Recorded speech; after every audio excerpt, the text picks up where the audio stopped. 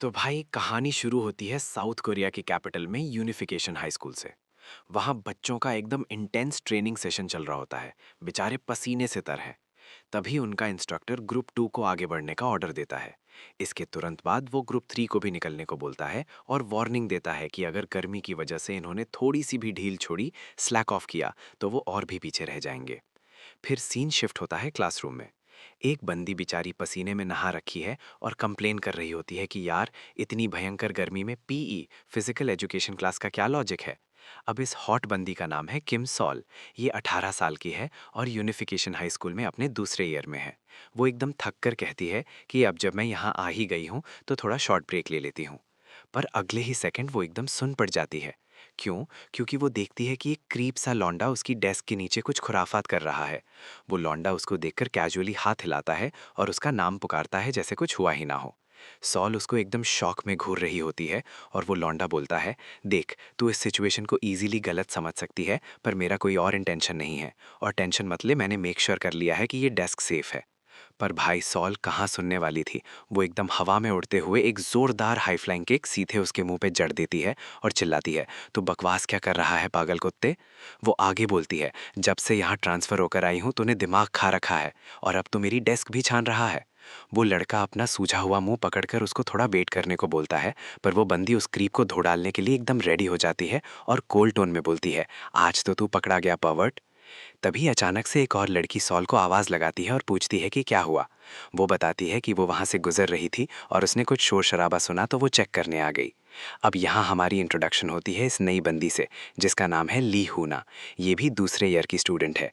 वो आकर पूछती है कि क्या वो ठीक है, और सॉल की नज़र उसके मैसिव चेस्ट पर जाती है। फिर सॉल अपनी डेस्क की तरफ इशारा करते हुए कहती है कि उसने यहाँ कुछ पकड़ा है। पर हूना एकदम कंफ्यूज होकर पूछती है कि वो किसकी बात कर रही है। सॉल शॉक में इधर उधर देखती है और सोचती है, भाई वो क्रीप कहाँ गायब हो गया। हुना को लगता है कि इतनी भयंकर गर्मी की वजह से इसका दिमाग खराब हो गया है और ये डिल्यूजनल हो रही है। इसलिए वो दोबारा पूछती है कि वो ठीक तो है ना। वहीं दूसरी तरफ हम देखते हैं कि वो क्रीप खिड़की के बाहर एज पर लटका हुआ है और नीचे वाले फ्लोर के स्टूडेंट्स उसे एकदम शॉक में घूर रहे हैं। क्या ही लौंडा है यार। फिर सीन शिफ्ट होता है रात के टाइम एक अपार्टमेंट यूनिट में। हम देखते हैं एक औरत चाय चला रही होती है और उस लड़के की तारीफ कर रही होती है कि उसने आज भी बहुत हार्डवर्क किया। अब हमें पता चलता है कि इस क्रीप का असली नाम सुहान है। वो अपने काम को ज़्यादा भाव नहीं देता और एकदम कैजुअली हम्बल बनकर रहता है। ये सुनकर वो औरत उसकी तरफ मुड़ती है और बोलती है, तूने अभी एक बहुत बड़ी प्रॉब्लम को रोक लिया है, ये पता है ना तुझे। अब हमारी मुलाकात होती है इस नई बैडी से, जिसका नाम है सन चेरन। ये national intelligence service of Korea की डोमेस्टिक टीम 2 का हिस्सा है और ये इनकी टीम लीडर है। फिर वो उस टारगेट के बारे में ब्रीफ करती है जिसे उसने पहले पकड़ा था और बताती है कि उसे रिट्रीवल टीम का कॉल आया था। उस बंदे की फोटोज देखकर लग रहा था जैसे वो एकदम मम्मी बन गया हो। फिर चेरन अपनी नोटबुक उठाते हुए बोलती है, खैर जो भी हो, इतनी मेहनत के बाद भी वो टारगेट बहुत छोटा मोटा निकला। लगता है वो यहाँ नीचे साउथ से ज़्यादा टाइम से नहीं था, तभी तो वो डेस्क पर बॉम्ब्स या जो भी सेट करते हुए इतनी आसानी से पकड़ा गया। सुहान फिर पूछता है कि क्या वो क्रिमिनल पहले सिर्फ चीज़ों को चेक कर रहा था। चेरन हाँ में गर्दन हिलाती है और बोलती है, हाँ लग तो यही रहा है कि वो उनकी टेस्टिंग कर रहा था। सुहान बोर्ड की तरफ घूरती नज़र से देखता है और बोलता है, जैसा सोचा था, नॉर्थ कोरिया में उनका अगला लीडर गेम शुरू हो चुका है। भाई सीन ये है कि किम सॉल ही नॉर्थ कोरिया की पोटेंशियल नेक्स्ट लीडर हो सकती है। चेरिन कमेंट करती है कि किसी इतनी यंग बंदी को टारगेट करना सच में बहुत क्रूअल है। फिर वो उसका नाम पुकारती है और सुहान एकदम फर्मली खड़ा होकर उसे टीम लीडर बुलाता है। चेरिन स्माइल करते हुए उसे कहती है, सॉल की लाइफ अब हमारे ऊपर डिपेंड करती है। अब से तुझे सच में बहुत हार्डवर्क करना होगा, पर ऑफ कोर्स मुझे हमेशा तुझ पर ट्रस्ट है। लड़का एकदम फर्म आवाज़ में रिप्लाई करता है कि वो समझ गया। तो बॉस, अब हमें क्लियर हो जाता है कि ये यंग सुहान भी national intelligence service of Korea की डोमेस्टिक टीम 2 का ही हिस्सा है और ये उनका सबसे छोटा यंगेस्ट ब्लैक ऑप्स एजेंट है। चेरिन फिर उसे ऑर्डर देती है कि जब तक सॉल अपनी नॉर्मल स्कूल लाइफ जी रही है तब तक वो पहले की तरह उसको ऑब्जर्व करना कंटिन्यू रखे। फिर चेरिन मज़े लेते हुए बोलती है कि तुझे अंडर कवर हुए कुछ हफ्ते हो गए हैं, तो क्या किम सॉल ने स्कूल में कुछ फ्रेंड्स बनाए हैं। सुहान एकदम चुप रहता है। चेरिन फिर पूछती है कि क्या उसने थोड़े से भी फ्रेंड्स नहीं बनाए। वो कहती है कि नॉर्मली ट्रांसफ़र स्टूडेंट्स को देखकर बाकी बच्चों में काफ़ी क्यूरियोसिटी होती है। अपना लौंडा अभी भी बिल्कुल सन्नाटे में रहता है। चेरिन थोड़ी कंफ्यूज होकर पूछती है, क्या उसने एक भी नया फ्रेंड नहीं बनाया। हमारा लौंडा एकदम हड़बड़ा जाता है और झेपते हुए बोलता है, इस बात का मिशन पर कोई असर नहीं पड़ता। फिर चरिन काउच पर बैठती है और कैजुअली उसके कंधे पर हाथ रखकर बोलती है, ना ना, बात ये नहीं है सुहान। फिर वो एकदम डरावने तरीके से उसे ऑर्डर देती है कि जा और उसके फ्रेंड्स बनवा, और ये मेरा ऑर्डर है। सुहान बेचारी हालत में एकदम अनीज फील करते हुए जल्दी से हाँ कर देता है। फिर सीन शिफ्ट होता है अगले दिन पर। हाई स्कूल में हम देखते हैं कि वो क्रीप सुहान उसको स्टॉक कर रहा है और बार बार बस एक ही वर्ड बड़बड़ा रहा है, फ्रेंड फ्रेंड। सोल ये नोटिस कर लेती है और गुस्से में उसकी तरफ पॉइंट करते हुए हुना को बताती है कि भाई ये लड़का सच में बहुत वियर्ड है और यही वो पर्वर्ट है जिसके बारे में मैं कल बात कर रही थी। हुना को रियलाइज होता है कि वो सुहान के बारे में बात कर रही है। वो थोड़ा ऑकवर्डली बोलती है कि हाँ ये डेफिनेटली थोड़ा ज़्यादा ही हो रहा है, और सोचती है कि आखिर वो ऐसा क्यों बिहेव कर रहा है। इसी बीच कुछ लड़कियां सोल के पीठ पीछे उसकी बुराई कर रही होती हैं। वो हंसते हुए बोलती हैं, क्या इसे लगता है कि सारे लड़के इस पर मरते हैं? वो कमेंट करती हैं कि कल खाली क्लासरूम में इसने अकेले ही फालतू का रकस खड़ा कर दिया था। तभी दूसरी लड़की भी बीच में कूद पड़ती है और कहती है कि किम सोल तो पक्का डिल्यूजनल है। वो जोर जोर से बोलकर मजे लेती हैं कि क्या ये अटेंशन के लिए इतनी डेस्परेट है। सोल अपना कान खुजाते हुए मजे में पूछती है, ये कौन सा कीड़ा भिन-भिना रहा है यार? और फिर वो एकदम कूल तरीके से उन बुलीज के ठीक सामने जाकर खड़ी हो जाती है और बोलती है, यहाँ से ठीक से सुनाई नहीं दे रहा, क्या तुम लोग पास आकर खुद ही बात बोल सकती हो? वो डरपोक लड़कियां ये सुनकर वहाँ से रफू चक्कर हो जाती हैं, ये बोलते हुए कि वो उसकी बात नहीं कर रही थी। होना थोड़ा ऑकवर्डली बोलती है कि यार सच में एक औरत से सबसे ज़्यादा नफरत दूसरी औरत ही करती है। सोल बस कंधे उचकाकर कहती है, कोई बड़ी बात नहीं, बस कुछ स्मॉल फ्राई हैं जो फालतू में चल रहे हैं। उधर हम देखते हैं कि सुहान अभी भी एंग्जाइटी में फ्रेंड फ्रेंड रट रहा है। तभी अचानक से एक आवाज़ आती है, क्या बाय एनी चांस तुम्हें एक फ्रेंड की ज़रूरत है? अपना लड़का एकदम कंफ्यूज होकर इधर उधर देखता है कि भाई ये आवाज़ आई कहाँ से। तभी एक मोटा लड़का शेल्फ से बाहर टपकता है, जिससे हमारा लौंडा एकदम चौंक जाता है। पर सीन ये होता है कि उस मोटे का मैसिव बट शेल्फ में ही फंस जाता है और सुहानो से एकदम ऑकवर्डली देख रहा होता है। वो लड़का फाइनली लुढ़क कर बाहर आता है और किसी कूल आने में पोज में अपने चश्मे एडजस्ट करते हुए बोलता है, मैंने किसी मुसीबत में फंसे इंसान की आवाज़ सुनी तो मेरे पास अपना पर्दाफाश करने के अलावा कोई चॉइस नहीं थी। मैंने सुना तुम्हें एक फ्रेंड चाहिए, क्या बाय एनी चांस तुम्हारा इंटरेस्ट मिलिट्री में है? सुहान कंफ्यूज होकर पूछता है कि क्या उसे मिलिट्री पसंद है। वो लड़का हाँ बोलता है। तब सुहान को चरण की एडवाइस याद आती है, अगर तू श्योर नहीं है तो पहले अपने पोटेंशियल फ्रेंड से पूछ कि उसे क्या पसंद है। सेम चीज़ों में इंटरेस्ट दिखाने से क्लोज आने में हेल्प मिलती है। सुहान अब एक पल के लिए सोचता है और फिर बोलता है कि हाँ, मुझे भी मिलिट्री पसंद है। वो लड़का एकदम एक्साइट हो जाता है और चिल्लाता है कि अब से हम दोनों फ्रेंड्स हैं। सुहान हैरान रह जाता है कि भाई फ्रेंड्स बनाना इतना ईजी होता है क्या? वो मोटा लड़का फिर बोलता है, जिस दिन तू यहाँ ट्रांसफ़र होकर आया था मेरी पैनी नज़र ने तुझे उसी पहले दिन पहचान लिया था। खैर, मेरा नाम पार्क मुख है। ज़ोर से बोलने में थोड़ा एम्बैरेसिंग लगता है, पर मिलिट्री कम्युनिटीज़ में मेरी काफ़ी अच्छी पहचान है। मेरे इंटरेस्ट्स में ओवरऑल हिस्ट्री, हर तरह के फायर आर्म्स, टैक्टिक्स और साथ ही स्ट्रैटेजी भी आती है। इसी बीच सोल उन दोनों को आपस में बात करते और नए फ्रेंड्स बनाते हुए घूर रही होती है। तभी उसके पास एक ब्लॉन्ड बालों वाला लड़का आता है और पूछता है कि क्या वो किम सोल है। पीछे से वो बदसूरत लड़कियां फिर से सोल के बारे में गॉसिप करना शुरू कर देती हैं। वो ब्लॉन्ड लड़का उसे एक अजीब सी ठरकी कॉन्फिडेंस के साथ घूरता है और बोलता है, मुझे तुमसे एक पल के लिए बात करनी है, तुम्हारे पास टाइम है या फिर स्कूल के बाद बात करें? सोल अपने बालों को घुमाते हुए पूछती है कि क्या हम बाहर चलकर बात कर सकते हैं? वो लड़का राजी हो जाता है और अब वो दोनों रूफटॉप पर होते हैं, जहाँ चारों तरफ खाली कैंस का कचरा फैला हुआ है। ये देखकर वो लड़का थोड़ा मुंह बनाते हुए बोलता है कि यार ऐसी मैसी जगह पर कन्फेस करना थोड़ा वियर्ड लग रहा है। ये सुनकर सोल उससे पूछती है कि क्या कन्फेशन करना उसका बिजनेस है। उसके मुंह से बिजनेस वर्ड सुनकर वो हंसता है और बोलता है कि तुम कितनी प्लेफुली बात करती हो।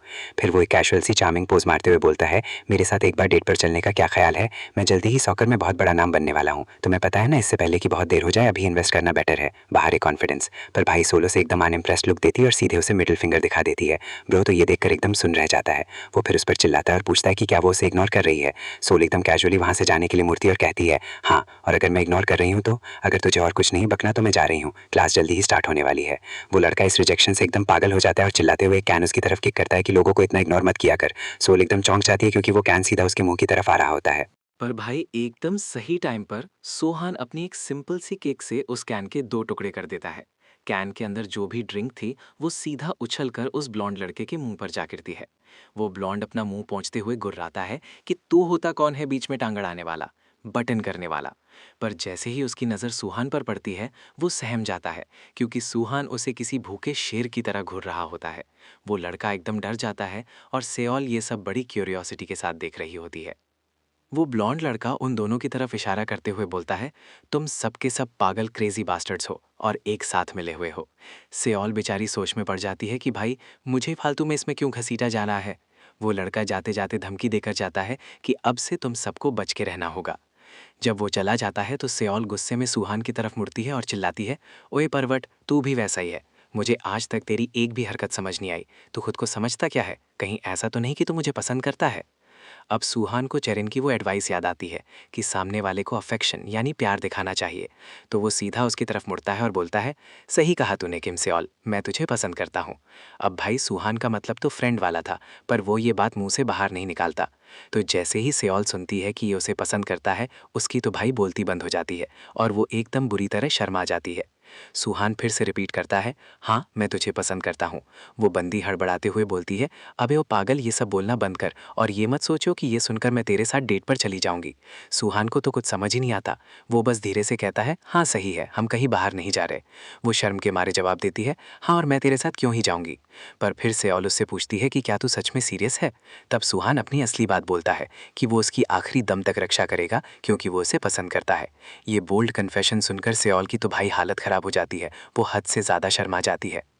फिर सीन शिफ्ट होता है दोपहर के टाइम पर। सुहान खिड़की से लगातार उसे घूर रहा है और अपने सर्वेलेंस नोट्स बना रहा है।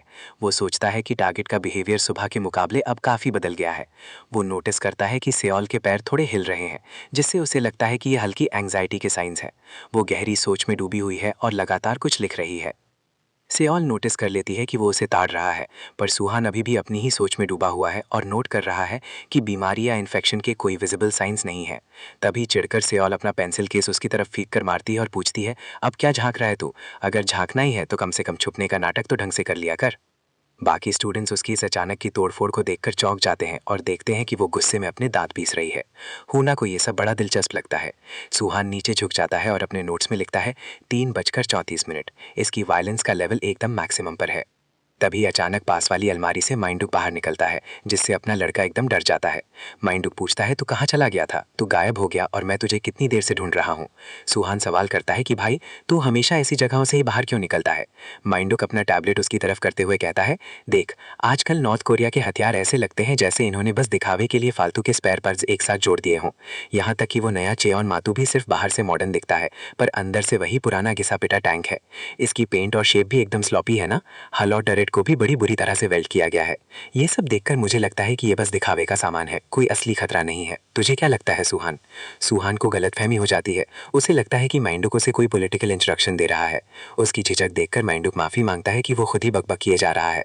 सुहान वापस अपनी जासूसी पर लग जाता है तो माइंडुक क्यूरियोसिटी के साथ पूछता है कि तू इतनी गौर से किसे घूर रहा है। वो ये देखकर हैरान रह जाता है कि वो किम सेओल है। सुहान पूछता है, क्या तू भी किम सेओल को जानता है? माइंडुक थोड़ा शर्माते हुए बताता है कि भाई उसे तो सब पसंद करते हैं, वो पूरे स्कूल की सबसे खूबसूरत लड़की है। फिर वो जोर से चिल्लाकर पूछता है, क्या तेरा किम सेओल में इंटरेस्ट है? वो आगे ये भी बोलता है कि देख भाई, वो कोई एनिमे कैरेक्टर नहीं है, असली इंसान है। ये कोई समझदारी वाला मूव नहीं है। किम सेओल की खूबसूरती के साथ साथ उसका गुस्सा भी बहुत खतरनाक है। पर सुहान कंधे उचकाकर कहता है, मुझे फर्क नहीं पड़ता कि वो कितनी खतरनाक है, मुझे किम सेओल पसंद है। पर फिर वही बात, सुहान ये नहीं बताता कि वो उसे एक फ्रेंड की तरह पसंद करता है। इसलिए माइंडुक को गलतफहमी हो जाती है कि इसे उसे प्यार हो गया है। वो अपना चश्मा ठीक करते हुए कहता है, सॉरी भाई, मैं बहुत छोटी सोच रख रहा था। अब से मैं तेरे साथ खड़ा रहूंगा और तुझे पूरा सपोर्ट करूंगा। सुहान एकदम कंफ्यूज होकर कहता है, भाई इसकी सच में कोई ज़रूरत नहीं है। पर भाई माइंड कहाँ रुकने वाला था। वो बोलता है, दोस्त क्या तुझे नहीं पता कि जिस इंसान की तू केयर करता है उसके लिए सबसे बेस्ट चीज़ क्या होती है? वो है प्यार से भरा हुआ एक प्रेजेंट। और लड़कियों को तो वैसे भी एक्सेसरीज बहुत पसंद होती हैं। अब इत्तेफाक देखो, किम सियोल को एकदम प्लेन और बिना किसी फालतू तामझाम वाला स्टाइल पसंद है। माइंडर कहता है कि अगर तूने उसे अभी कोई गिफ्ट दे दिया तो तुम दोनों और भी क्लोज आ जाओगे। ये सुनकर सुहन पूछता है कि भाई फिर किस तरह का गिफ्ट देना चाहिए। तभी माइंडुक अपना तोट खोलता है और पूछता है कि क्या ये ऑब्वियस नहीं है। वो इशारा करता है कि एक प्यारी सी छोटी पिस्टल के लिए चेस्ट होल्स्टर सियोल पर बहुत सही लगेगा।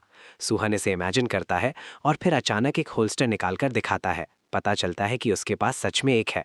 माइंडुक तो भाई देखकर हक्का बक्का रह जाता है कि ये तो ओरिजिनल है। वो सुहन के आगे हाथ पैर जोड़ता है कि भाई प्लीज़ एक बार मुझे इसे ट्राई करने दे। इधर सियोल इन दोनों के चिल्लाने से बुरी तरह चिढ़ जाती है और उनके पास आकर सुहन को डांटती है कि ओए अपनी आवाज़ नीचे रख। तभी वो देखती है कि माइंडुक वहाँ खुशी के मारे चहक रहा है। उसका सीना उस होल्स्टर में बुरी तरह फंसा हुआ है और वो एकदम मज़ेदार आवाज़ में सुहन से कहता है, मैंने अभी हाल ही में स्ट्रेंथ ट्रेनिंग की है तो ये मेरी सोच से ज़्यादा टाइट है। फिर भी इसकी फिटिंग बुरा नहीं है यार, कैसा लग रहा है? क्या ये मुझ पर जच रहा है? वो दोनों एक दूसरे को देखकर एकदम हैरान परेशान खड़े होते हैं। तभी अचानक उस होल्स्टर का बटन कड़क से टूटता है और सीधा जाकर सियोल के मुंह पर लगता है और फिर ज़मीन पर गिर जाता है। भाई पूरा माहौल एकदम टेंस हो जाता है और सियोल का चेहरा गुस्से से काला पड़ने लगता है। माइंडुक जल्दी से होल्स्टर उतारकर सुहन को वापस देता है और थैंक्स बोलते हुए कहता है कि भाई ओरिजिनल तो सच में अलग ही लेवल की चीज़ है। सुहन बड़े भोलेपन में किम सियोल की तरफ मुड़ता है और उसे वो holster as a gift offer करता है। वो पूछता है कि क्या उसे ये पसंद आया। वो कहता है कि ये उस साइज से थोड़ा बड़ा है जो मैंने पहले फिट किया था, पर फिर भी ये काम आएगा। किम सियोल उसे एकदम नफरत और घिन से घूरती है और फिर भाई वो उसे धोना शुरू कर देती है और चिल्लाती है, तू खुद क्यों नहीं इस्तेमाल करता ये सब साले महापवर्ट। स्कूल के बाद हम देखते हैं कि सुहन अपने घर वापस जा रहा है, पर भाई सियोल ने उसका हुलिया बिगाड़ दिया है। पर वो मन ही मन सोचता है। कहते हैं कि एक दूसरे को मारना पीटना ही पक्के दोस्तों की निशानी है। लगता है मैं किम सियोल के और भी क्लोज आ गया हूँ। क्या ही लॉजिक है भाई। तभी एक गुंडा उसे रोकता है और कहता है, ओए क्या तू ही जंग सुहन है? मेरे दोस्त को तुझसे कुछ काम है, 1 मिनट है क्या? तभी बहुत सारे गुंडे उसे घेर लेते हैं। उनका लीडर एक बड़ी सी गंदी मुस्कान के साथ बोलता है, तुझे देखकर अच्छा लगा कमीने, तुझे मैं याद तो हूं ना? सुहन बस इतना जवाब देता है, तुझे मुझसे क्या काम है? तब वो गुंडा मजाक उड़ाते हुए कहता है कि ये साला ऐसे एक्ट कर रहा है जैसे इसे कुछ पता ही ना हो। वो उससे पूछता है कि क्या तू भूल गया जो तूने पहले मेरे साथ किया था? सुहन साफ साफ बोलता है कि वो इसलिए था क्योंकि तूने पहले किम सियोल को डराया धमकाया था। यंगसू ये सुनकर आग बबूला हो जाता है कि ये अपने सीनियर से ऐसे बदतमीजी से बात कर रहा है। वो गुंडे उसके कंधे पर हाथ रखते हुए कहते हैं कि तुझे सीनियर के साथ इज्जत से बात करनी चाहिए, लगता है तुझे सबक सिखाना पड़ेगा। वो उसे एक अंधेरी गली में ले जाते हैं ताकि उसे तमीज सिखा सकें, पर हम देखते हैं कि एक लड़की उन्हें सुहन को ले जाते हुए देख रही है। फिर सीन शिफ्ट होता है सॉकर ग्राउंड पर, जहां बच्चे खेल रहे हैं। उधर किम सियोल अपनी ही सोच में खोई हुई है। वो सोच रही है कि कैसे सुहन ने उसे बचाया था और उसे आखिरी दम तक प्रोटेक्ट करने की कसम खाई थी। तभी होना उसे आवाज़ लगाती है कि क्या कर रही है, जल्दी चल। सियोल उसके साथ हो लेती है और कहती है कि कुछ नहीं यार, बस थोड़ी ठंड है, जल्दी अंदर चलते हैं। अब सीन आता है सुहन के घर का। वो अंदर आता है और अपनी टीम लीडर को ग्रीट करता है और रिपोर्ट देता है कि सारे काम पूरे हो गए हैं। हम देखते हैं कि चेरिन एकदम टल्ली होकर यहाँ वहाँ पड़ी है और उसे जवाब देती है कि आज भी तूने बहुत बढ़िया काम किया। वो उससे पूछती है कि आज कुछ हुआ तो नहीं, और वो कहता है कि नहीं, सब नॉर्मल है, रिपोर्ट करने लायक कुछ नहीं है। चेरिन कहती है कि वो अभी बीच में नहीं आएगी और उन दोनों को खुद रियलाइज़ होगा कि वो दोनों ही इसमें इन्वॉल्व हो चुके हैं। तभी चेरिन से खाली कैंस का एक ढेर गिर जाता है। सुहन एक झटके में उन सबको ज़मीन पर गिरने से पहले ही पकड़ लेती है और चेरिन तालियां बजाते हुए कहती है, वाह क्या कैच है। सुहन एकदम इज्जत के साथ कहता है, सीनिया क्या मैं यहाँ थोड़ी सफाई कर दूँ? हम देखते हैं कि पूरा कमरा खुले हुए कैन से भरा पड़ा है। चेरिन नशे की हालत में जवाब देती है, क्या सच में इतना गंदा है? बड़ा सिरदर्द है यार, इसे बाद में करेंगे सुहन। पर वो दस्ताने पहनते हुए बोलता है, सीनिया आप बस लेटी रहिए, सब मैं खुद संभाल लूंगी। और भाई कुछ ही मिनटों में पूरा कमरा ऐसे चमकने लगता है जैसे शीशा हो। ये देखकर क्रोन कहती है, भाई ये तो बिल्कुल वैसा ही लग रहा है जैसा तब था जब हम पहले दिन यहाँ रहने आए थे। फिर वो एक पल के लिए उसे घूरती है और उसका नाम पुकार कर पूछती है, क्या स्कूल जाना मुश्किल नहीं लग रहा? वो जवाब देता है, नहीं, मुश्किल नहीं है। स्कूल या दोस्तों के साथ डील करने का मेरा ये पहला एक्सपीरियंस है, पर जो भी है ये एक नई फीलिंग है तो मजा आ रहा है। ये सुनकर क्रोन को थोड़ा चैन मिलता है। फिर सीन बदलता है और हम उसी अंधेरी गली में पहुंचते हैं जहां वो गुंडे थे। तभी वहां से एक रहस्यमयी परछाई गुजरती है, पर उनकी बातें सुनकर वो रुक जाता है। वो गुंडे आपस में सर खुजा रहे होते हैं कि भाई वो सुहान आखिर चीज क्या थी। वो उस पर एक भी वार नहीं कर पाए और उसे ऐसे ही जाने दिया। वो कहते हैं, ये तो बड़ी बेइज्जती वाली बात है यार, उस लौंडे को तमीज तो बिल्कुल नहीं है, पर वो पक्का कोई उस्ताद है। फिर वो सोचते हैं कि वो साला सिर्फ डॉज ही क्यों कर रहा था। सुहान उनके सामने बिल्कुल किसी बिना हड्डी वाले जीव की तरह डगमगा रहा था। वो मानते हैं कि उनकी ईगो को चोट पहुंची है, पर वो लड़का भाई पागलपन की हद तक तेज था। खैर वो डिसाइड करते हैं कि अब उससे पंगा नहीं लेंगे क्योंकि कुछ तो गड़बड़ है। पास ही में छुपा वो रहस्यमयी बंदा ये सुनकर मन ही मन मुस्कुराता है। जंगू अपने दांत पीसते हुए उन पर चिल्लाता है, ओए तुम लोग क्या बकवास कर रहे हो? मैंने तुम्हें उसे ठिकाने लगाने को बोला था क्योंकि उस चवन्नी छाप को किम सियोल के साथ देखकर मेरा खून खौलता है। पर गुंडे साफ कह देते हैं कि भाई हम तो उसे छू तक नहीं पा रहे, तो उसे पेलेंगे कैसे? तभी वो रहस्यमयी बंदा साए से बाहर आता है और बोलता है, एक सेकंड रुको दोस्तों, मुझे तुम सबसे कुछ पूछना है। क्या तुम मुझे उस लड़की किम सियोल के बारे में बता सकते हो जो तुम जानते हो? वो गुंडे फिर से चिढ़ जाते हैं कि भाई ये भी हमसे इज्जत से बात नहीं कर रहा। जंगू गुस्से में चिल्लाता है कि तू कौन है बे जो किम सियोल के बारे में इतनी पटर पटर कर रहा है? तब वो बंदा एक शैतानी मुस्कान के साथ जवाब देता है, मैं, बस ये समझ लो कि मैं वो हूं जिसे सियोल में बहुत ज्यादा इंटरेस्ट है। अब अगले दिन स्कूल का सीन आता है। हुना सियोल के पास आकर बोलती है, क्या तूने वो बात सुनी? पास के किसी स्कूल के बच्चों के बीच भयंकर लड़ाई हुई है। लोग कह रहे हैं कि सब बुरी तरह जख्मी हुए हैं, पूरा बवाल मच गया था। दुनिया कितनी डरावनी है ना। मुझे लगता है आज हमें घर जाते हुए सावधान रहना चाहिए। इसी बीच हम देखते हैं कि स्योल अपनी ही दुनिया में खोई हुई है और सुहान को देख रही है, जो अपने दोस्त की मिलिट्री वाली बातें सुन रहा है। उसे ऐसे खोया हुआ देखकर होना पूछती है कि क्या कुछ गड़बड़ है, और स्योल एकदम से पलटती है और बात को टाल देती है। पर तभी सुहान अचानक उसके मुंह के ठीक सामने प्रकट हो जाता है, जिससे उसकी जान ही निकल जाती है। वो चिल्लाती है, साले पर्वर्ट, क्या तुझे सच में मरना है? मैंने तुझे बोला था ना वहां मत खड़ा हो। वो अपनी आस्तीन ऊपर चढ़ा लेती है, उस क्रीप को मजा चखाने के लिए एकदम तैयार। पर अचानक एक कड़क आवाज आती है, सब रुक जाओ। एक स्पीकर में एंट्री म्यूजिक बजता है और दो लड़कियों के साथ एक लड़का उनकी तरफ उंगली उठाकर बोलता है, तुम लोग इस पवित्र स्कूल में तुम बहुत शोर मचा रहे हो। मुझे लगता है कि इससे बाकी दोस्तों की पढ़ाई में बाधा आ रही है। इस हंगामे को तुरंत बंद करो। उसकी चमचियां चिल्लाती हैं कि वाह ये कितना कूल है, और उसकी इस हीरोइज्म की वीडियो बनाने लगती हैं। सुहान और स्योल इस नमूने को घूरते हैं। जैसे ही स्योल उसे डिसिप्लिन कमेटी का बैच दिखाते हुए देखती है, वो सुहान को छोड़ देती है और चिढ़कर बोलती है, ठीक है चलो बंद करते हैं। पास ही में एक लड़की अपनी सहेली से हंसते हुए बोलती है कि देख ये कैसे उड़ रही है, पर इसमें कुछ खास बात नहीं है। दूसरी लड़की भी हाँ में हाँ मिलाती है, सही कह रही है। क्या इसे लगता है कि फेमस होना ही सब कुछ है? हम इस डिसिप्लिन कमेटी के बिना क्या करते? पहली सहेली मानती है कि भले ही वो लड़का वियर्ड है, पर कभी कभी उसका शुक्रगुजार होना पड़ता है। ये सुनकर वो लड़का एकदम टशन में आ जाता है, जबकि स्योल का चेहरा उतर जाता है। सुहान ये नोटिस कर लेता है और पूछता है कि क्या कोई प्रॉब्लम आ गई है। वो उसे घूरते हुए चुप रहने का ऑर्डर देती है। वो वहां से चली जाती है और सुहान कहता है कि ठीक है मैं चुप रहूंगा। वो लड़का अपनी टोली के साथ हंसते हुए निकल जाता है कि चलो एक केस तो सॉल्व हो गया। अब सीन थोड़ा बात का है। सुहान अपने दोस्त के साथ एक बेंच पर बैठा है। उसे इतना चुप देखकर माइंडर पूछता है, भाई तू इतनी गहरी सोच में क्या डूबा हुआ है? सुहान पूछता है, अभी अभी जिस बंदे ने किम सेओल के बिहेवियर पर उंगली उठाई वो कौन था? मिंडुक जवाब देता है, तो उस डिसिप्लिन कमेटी हेड की बात कर रहा है। भाई वो हमारे स्कूल के सबसे पावरफुल स्टूडेंट्स में से एक है, पर पता नहीं क्यों वो अक्सर सबके सामने सिर्फ सेओल को ही टोकता रहता है। मेरी उससे ज्यादा जान पहचान नहीं है, तो मुझे डिटेल्स नहीं पता। तभी एक लड़की बड़े इज्जत के साथ सुहान के पास आती है और पूछती है कि क्या वो उसे वो कहानी बता सकती है। मिंडू के अचानक हुई हलचल को देखकर बड़ा एक्साइटेड हो जाता है और पूछता है कि भाई ये किस तरह की कहानी है। वो लड़की पहले तो उसे प्यार से मना करने की कोशिश करती है, पर फिर सीधे मिंडू के मुंह पर बोल देती है, क्या मैं सुहान से अकेले में बात कर सकती हूँ? भाई ये सुनकर मिंटू का तो दिल ही टूट जाता है, पर वो फिर भी वहां से चला जाता है ये कहकर कि कोई नहीं सुहान, अब जो है सो है, बाकी तू संभाल ले। वो लड़की मिंडुक से माफी मांगती है। अब पता चलता है कि ये वही लड़की है जिसने सुहान को उन गुंडों के साथ गली में जाते हुए देखा था। अब सीन आता है किम सेओल का, जो वेंडिंग मशीन से एक कोला खरीद रही है। होना धीरे से बोलती है, ये डिसिप्लिन कमेटी हेड हमेशा बच्चों के सामने ही ऐसा नाटक क्यों करता है? पक्का आज भी कोई वजह होगी, शायद इसका सुहान से कुछ लेना देना है। सेओल एकदम शांति से जवाब देती है, अच्छा ऐसा क्या? उसकी इतनी कंपोजर देखकर होना पूछती है कि तू इतनी शांत कैसे है, हमें असली वजह पता लगानी ही पड़ेगी। सेओल कहती है, तो तुझे पता चल भी गया तो क्या, वैसे भी ये कोई एक दो बार की बात तो है नहीं, तू पहले घर जा, मैं थोड़ी देर टहल कर आऊंगी। जब होना सुनती है कि वो अकेले जाने का प्लान बना रही है, तो वो उसके साथ जाने की जिद करती है, पर सेओल साफ कह देती है कि उसे अकेले रहकर कुछ सोचना है। होना चिंता में उसका नाम लेती है, पर फिर उसे याद आता है कि उसे भी तैयारी करनी है। उधर सेओल अपने फोन में खोई हुई है। तभी मिंडुक सीढ़ियों से नीचे उतरते हुए खुद से बकता है, कोई बात नहीं, इस जंग के मैदान में मुझे नहीं चुना गया तो क्या हुआ। तभी वो सीधा सेओल से जा टकराता है और उसके मुंह से दर्द के मारे कराह निकलती है। वो जल्दी से माफी मांगता है कि उसे देखकर चलना चाहिए था। फिर उसे रियलाइज होता है कि ये तो सेओल है, तो वो चिल्लाता है, बहुत बड़ी गड़बड़ हो गई है। सेओल पहचान लेती है कि ये सुहान का दोस्त है और मन ही मन कहती है, सही टाइम पर मिला है, मुझे इससे कुछ पूछना है। मिंडुक एकदम हैरान रह जाता है। अब सीन वापस सुहान पर आता है। वो चश्मे वाली लड़की शर्माते हुए कहती है, सोचा नहीं था कि तुझसे इतनी आसानी से बात हो पाएगी सुहान। अगर मुझे पता होता तो मैं तुझसे पहले ही बात कर लेती।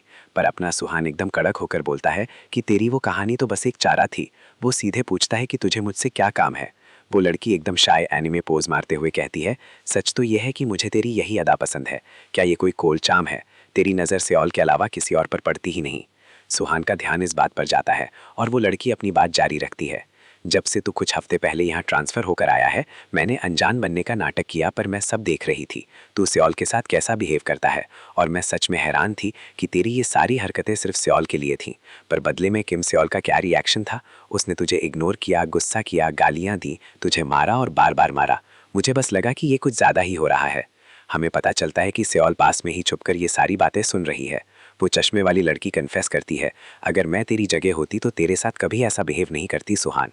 तो क्या तू मेरे साथ क्लोज फ्रेंड्स बनने की कोशिश करेगा? सियोल की आंखें फटी की फटी रह जाती हैं जब सुहान उसे तुरंत रिजेक्ट कर देता है।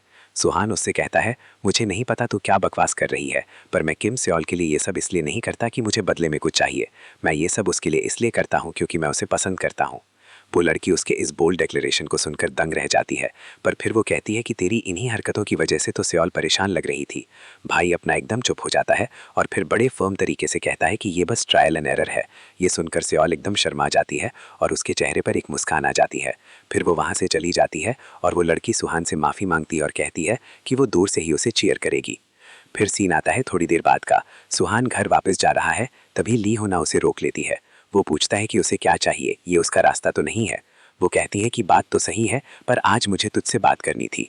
फिर वो एक शैतानी हंसी हंसती है और सुहान एकदम अलर्ट हो जाता है क्योंकि उसके हाथ में एक फिलामेंट ब्लेड है। वो उससे पूछती है कि क्या तेरे पास एक पल है? सुहान अपनी आंखें सिकोड़ते हुए कहता है, आइल पास, रहने दे भाई। भाई सुहान एकदम टशन में कहता है, अभी मत रोक, डिनर का टाइम होने वाला है। ये सुनकर वो लड़की होना हंसते हुए बोलती है, तू जितना दिखता है उससे कहीं बेहतर जोक्स मार लेता है।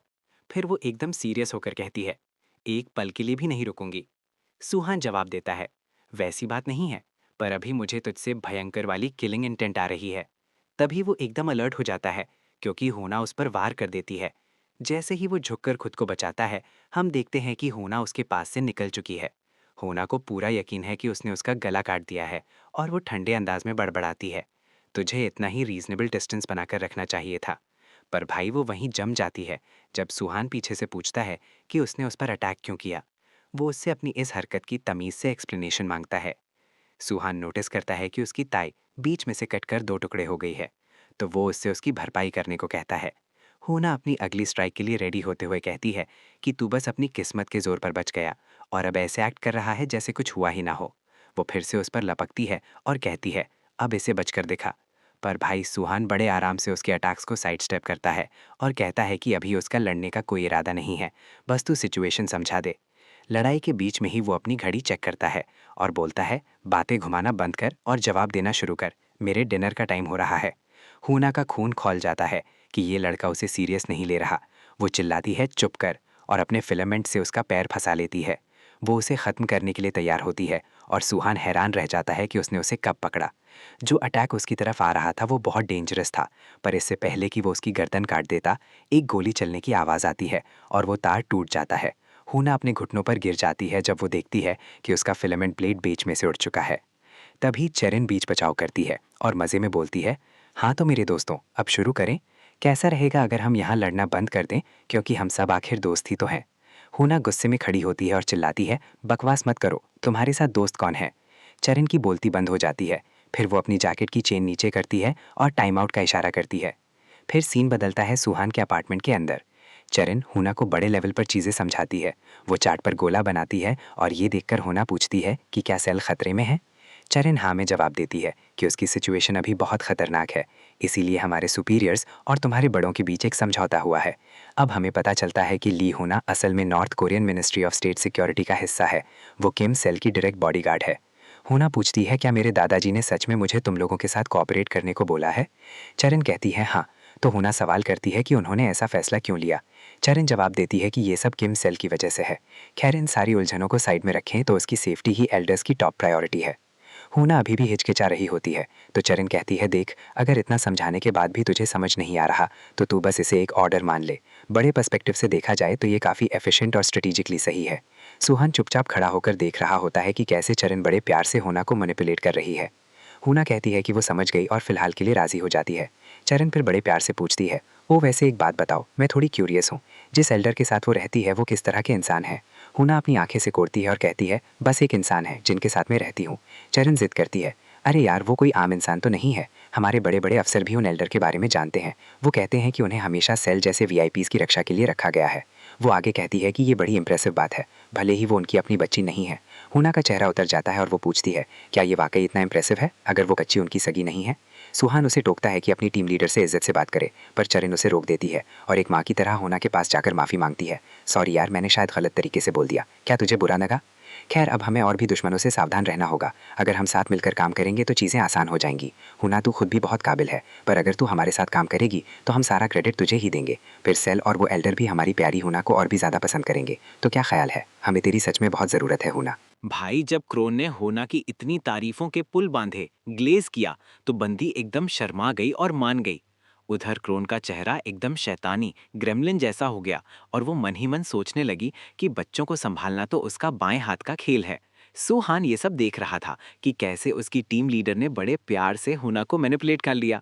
खैर, क्रोन ने खुद को संभाला और बोली, चलो अब जब सब अच्छे से सुलझ गया है तो स्कूल में तमीज से रहना, समझे? दोनों बच्चों ने हाँ कर दी। हुना ये कहते हुए वहां से निकल गई कि मैं जाकर अपना डेटा तुम लोगों के साथ शेयर करूंगी। क्रोन ने उसे थैंक्स बोला। जैसे ही वो गई, सुहान ने अपनी लीडर को आगाह किया कि उस पर भरोसा नहीं किया जा सकता। क्रोन मुस्कुराते हुए बोली, अरे अरे, तुझे ऐसा क्यों लगता है? बेचारी अच्छी बच्ची है, बस अभी थोड़ी इनएक्सपीरियंस्ड है। खैर सुहान, अब से तू हुना पर भी अपनी पैनी नजर रखना। सुहान ने हाँ बोल दी। अब सीन आता है सियोल का। रात का समय है और वो सड़क पर अकेली जा रही है, अपने फोन में ही खोई हुई। वो हुना को बार बार मैसेजेस भेज रही है कि तू फोन क्यों नहीं उठा रही, क्या तुझे चोट लगी है? उसने अपनी एक फोटो भी भेज दी कि देख मैं तेरे रिप्लाई का इंतजार कर रही हूँ, पर वहां से कोई जवाब नहीं आता। सियोल चिढ़ जाती है कि भाई ये कोस्टिंग क्या चल रही है। वो फोन को स्पैम करने लगती है कि कुछ सीरियस हुआ है क्या, फोन क्यों नहीं उठा रही? तभी अचानक उसे एक ख्याल आता है और उसकी सांसें अटक जाती हैं। वो सोचने लगती है कि कहीं होना का अपहरण तो नहीं हो गया, क्योंकि वो कभी उसके कॉल्स इग्नोर नहीं करती। वो अपने कॉन्टैक्ट्स चेक करती है कि ऐसी सिचुएशन में किसे कॉल करे, पर भाई अफसोस, उसके पास सिर्फ अपने पेरेंट्स और एक दोस्त का नंबर था। वो एकदम सुन पड़ जाती है। पर भाई डरो मत, ये 2026 का साल है। वो मदद के लिए चैट जीपीटी को पुकारती है और एआई फौरन जवाब देता है, मैं तुम्हारे लिए हाजिर हूँ।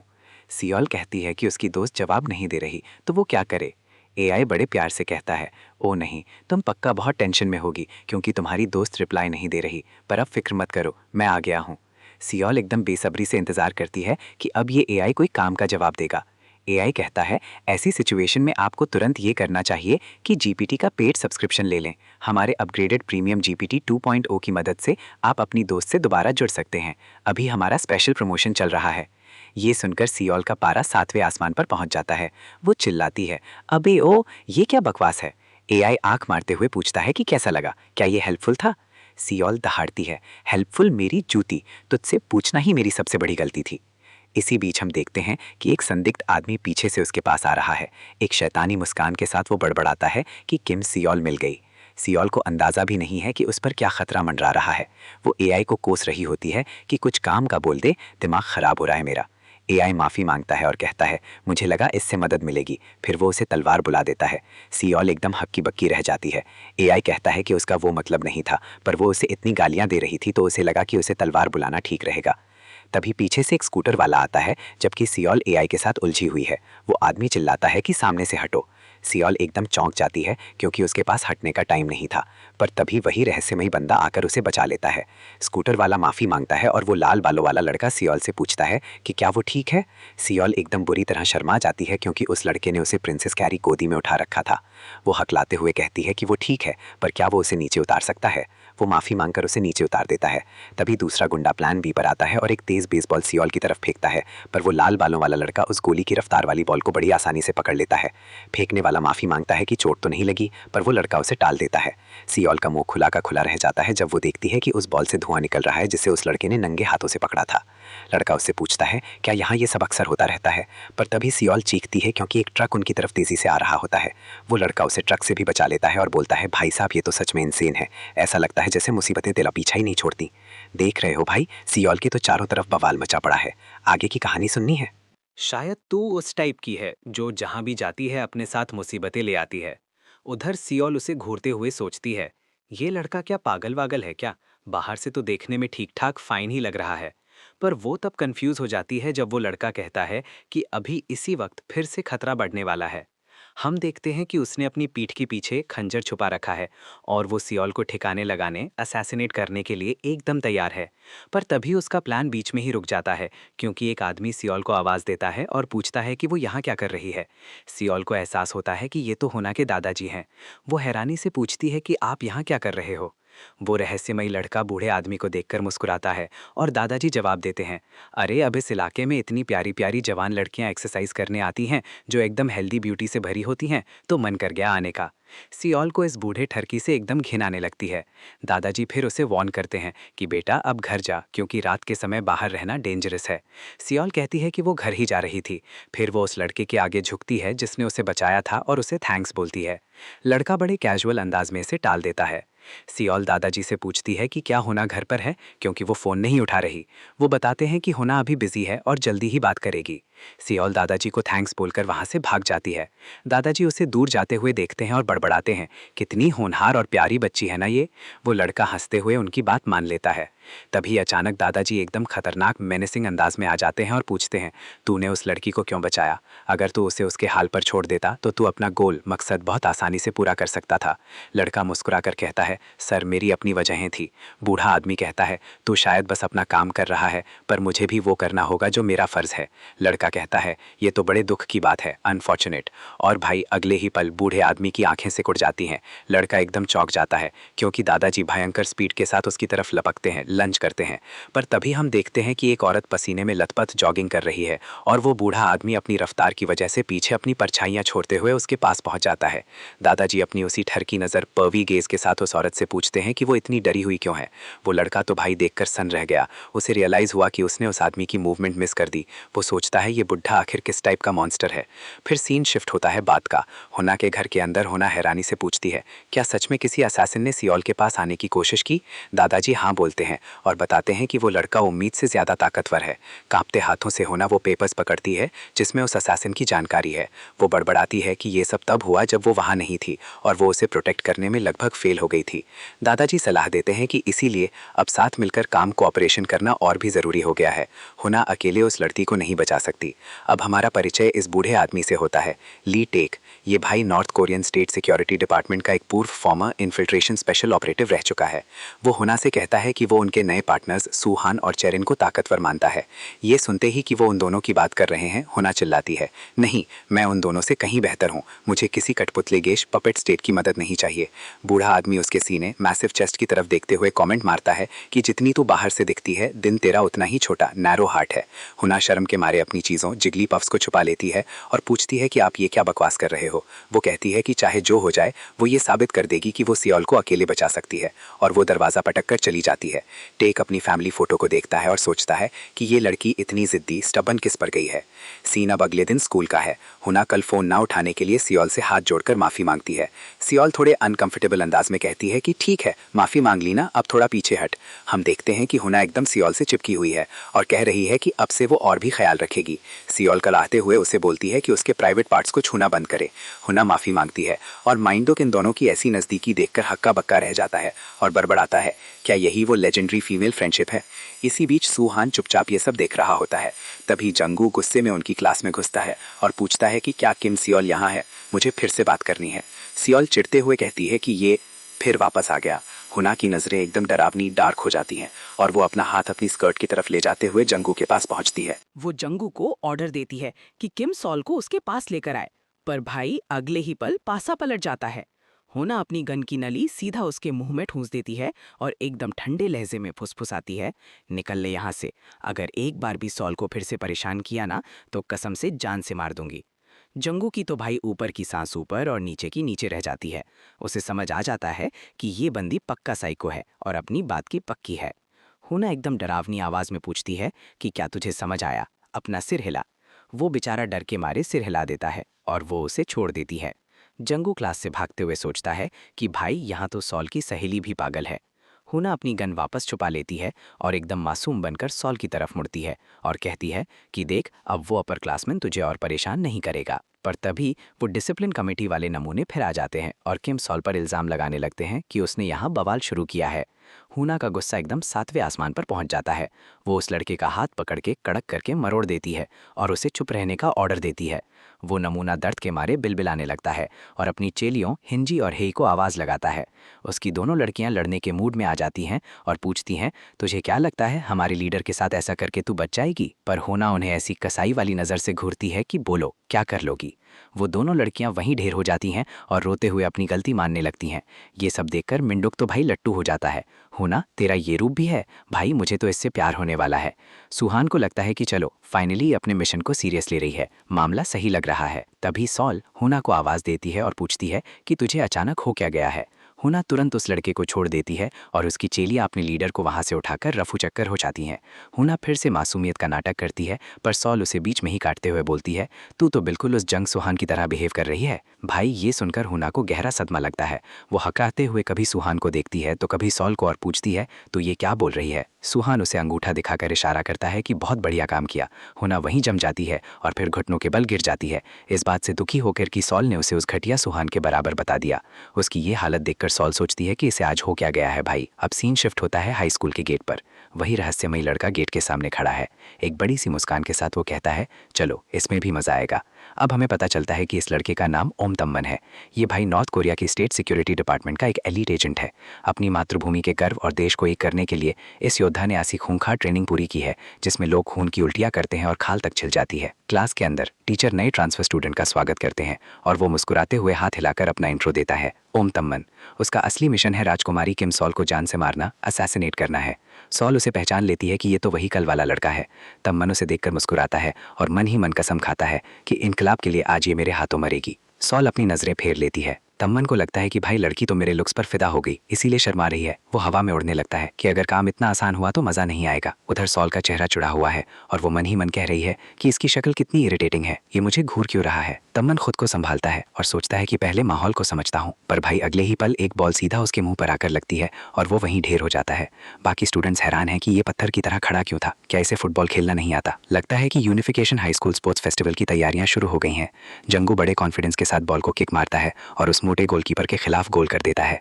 लड़कियां उसके लिए चीयर करती हैं कि ये कितना हैंडसम है। जंगू को खुद पर बहुत गर्व होता है और वो चोरी छिपे सॉल को देखता है कि क्या वो देख रही है। उसे यकीन है कि सॉल ने उसका ये हीरोइक मोमेंट देख लिया होगा और अब वो अपना असली हुनर दिखाएगा। उधर हम देखते हैं कि सेओल अपनी शर्ट थोड़ी नीचे खींच रही है और बड़ी असहज यानी अनकंफर्टेबल होके पूछ रही है कि भाई इन लोगों ने अपनी टीम की शर्ट्स ऐसी क्यों बनवाई हैं। हूना अपना पेट ढकने की कोशिश कर रही है और सीन ये है कि उन लोगों ने साउथ कोरियन मिलिट्री वाली स्पोर्ट्स यूनिफॉर्म पहन रखी है। हूना सेउल को दिलासा देती है कि देख ये तुझ पर बहुत सूट कर रही है, जिससे सेउल थोड़ा शर्मा जाती है। हूना समझाती है कि सब बहुत जल्दी जल्दी में हुआ, इसलिए यही उठा ली। वो उसे भरोसा दिलाती है कि बाद में इन्हें बदलवा लेंगे। पर भाई मन ही मन हूना को इस बात से चिढ़ हो रही है कि उसे इस पपेट आर्मी यानी कठपुतली सेना के नाम वाले कपड़े पहनने पड़ रहे हैं। फिर उसका पूरा फोकस टामल पर चला जाता है। उसे नहीं पता कि वो क्या खिचड़ी पका रहा है, पर वो जानती है कि वो स्टेट सिक्योरिटी का हिस्सा है। हूना उसे घूरती है और कसम खाती है कि वो उसे सेउल को एक उंगली तक नहीं लगाने देगी। वहीं दूसरी तरफ टामन का पर्सपेक्टिव देखो। उनकी मिलिट्री वाली स्पोर्ट्स वेयर देखकर उसे गलतफहमी हो जाती है कि यहाँ की लड़कियाँ असल में साउथ कोरिया की सोल्जर्स हैं। उसे अपने बड़े अफसरों से ऐसी कोई जानकारी नहीं मिली थी। वो मन ही मन चिल्लाता है कि ये स्टूडेंट्स तो गंदे अमेरिकन तलवे चाटने वाले यानी लैप डॉग्स हैं। वो सोचता है कि क्या राजकुमारी सेउल भी इन्हीं में से एक है। सेउल चिढ़कर उससे पूछती है, अबे क्या घुर रहा है?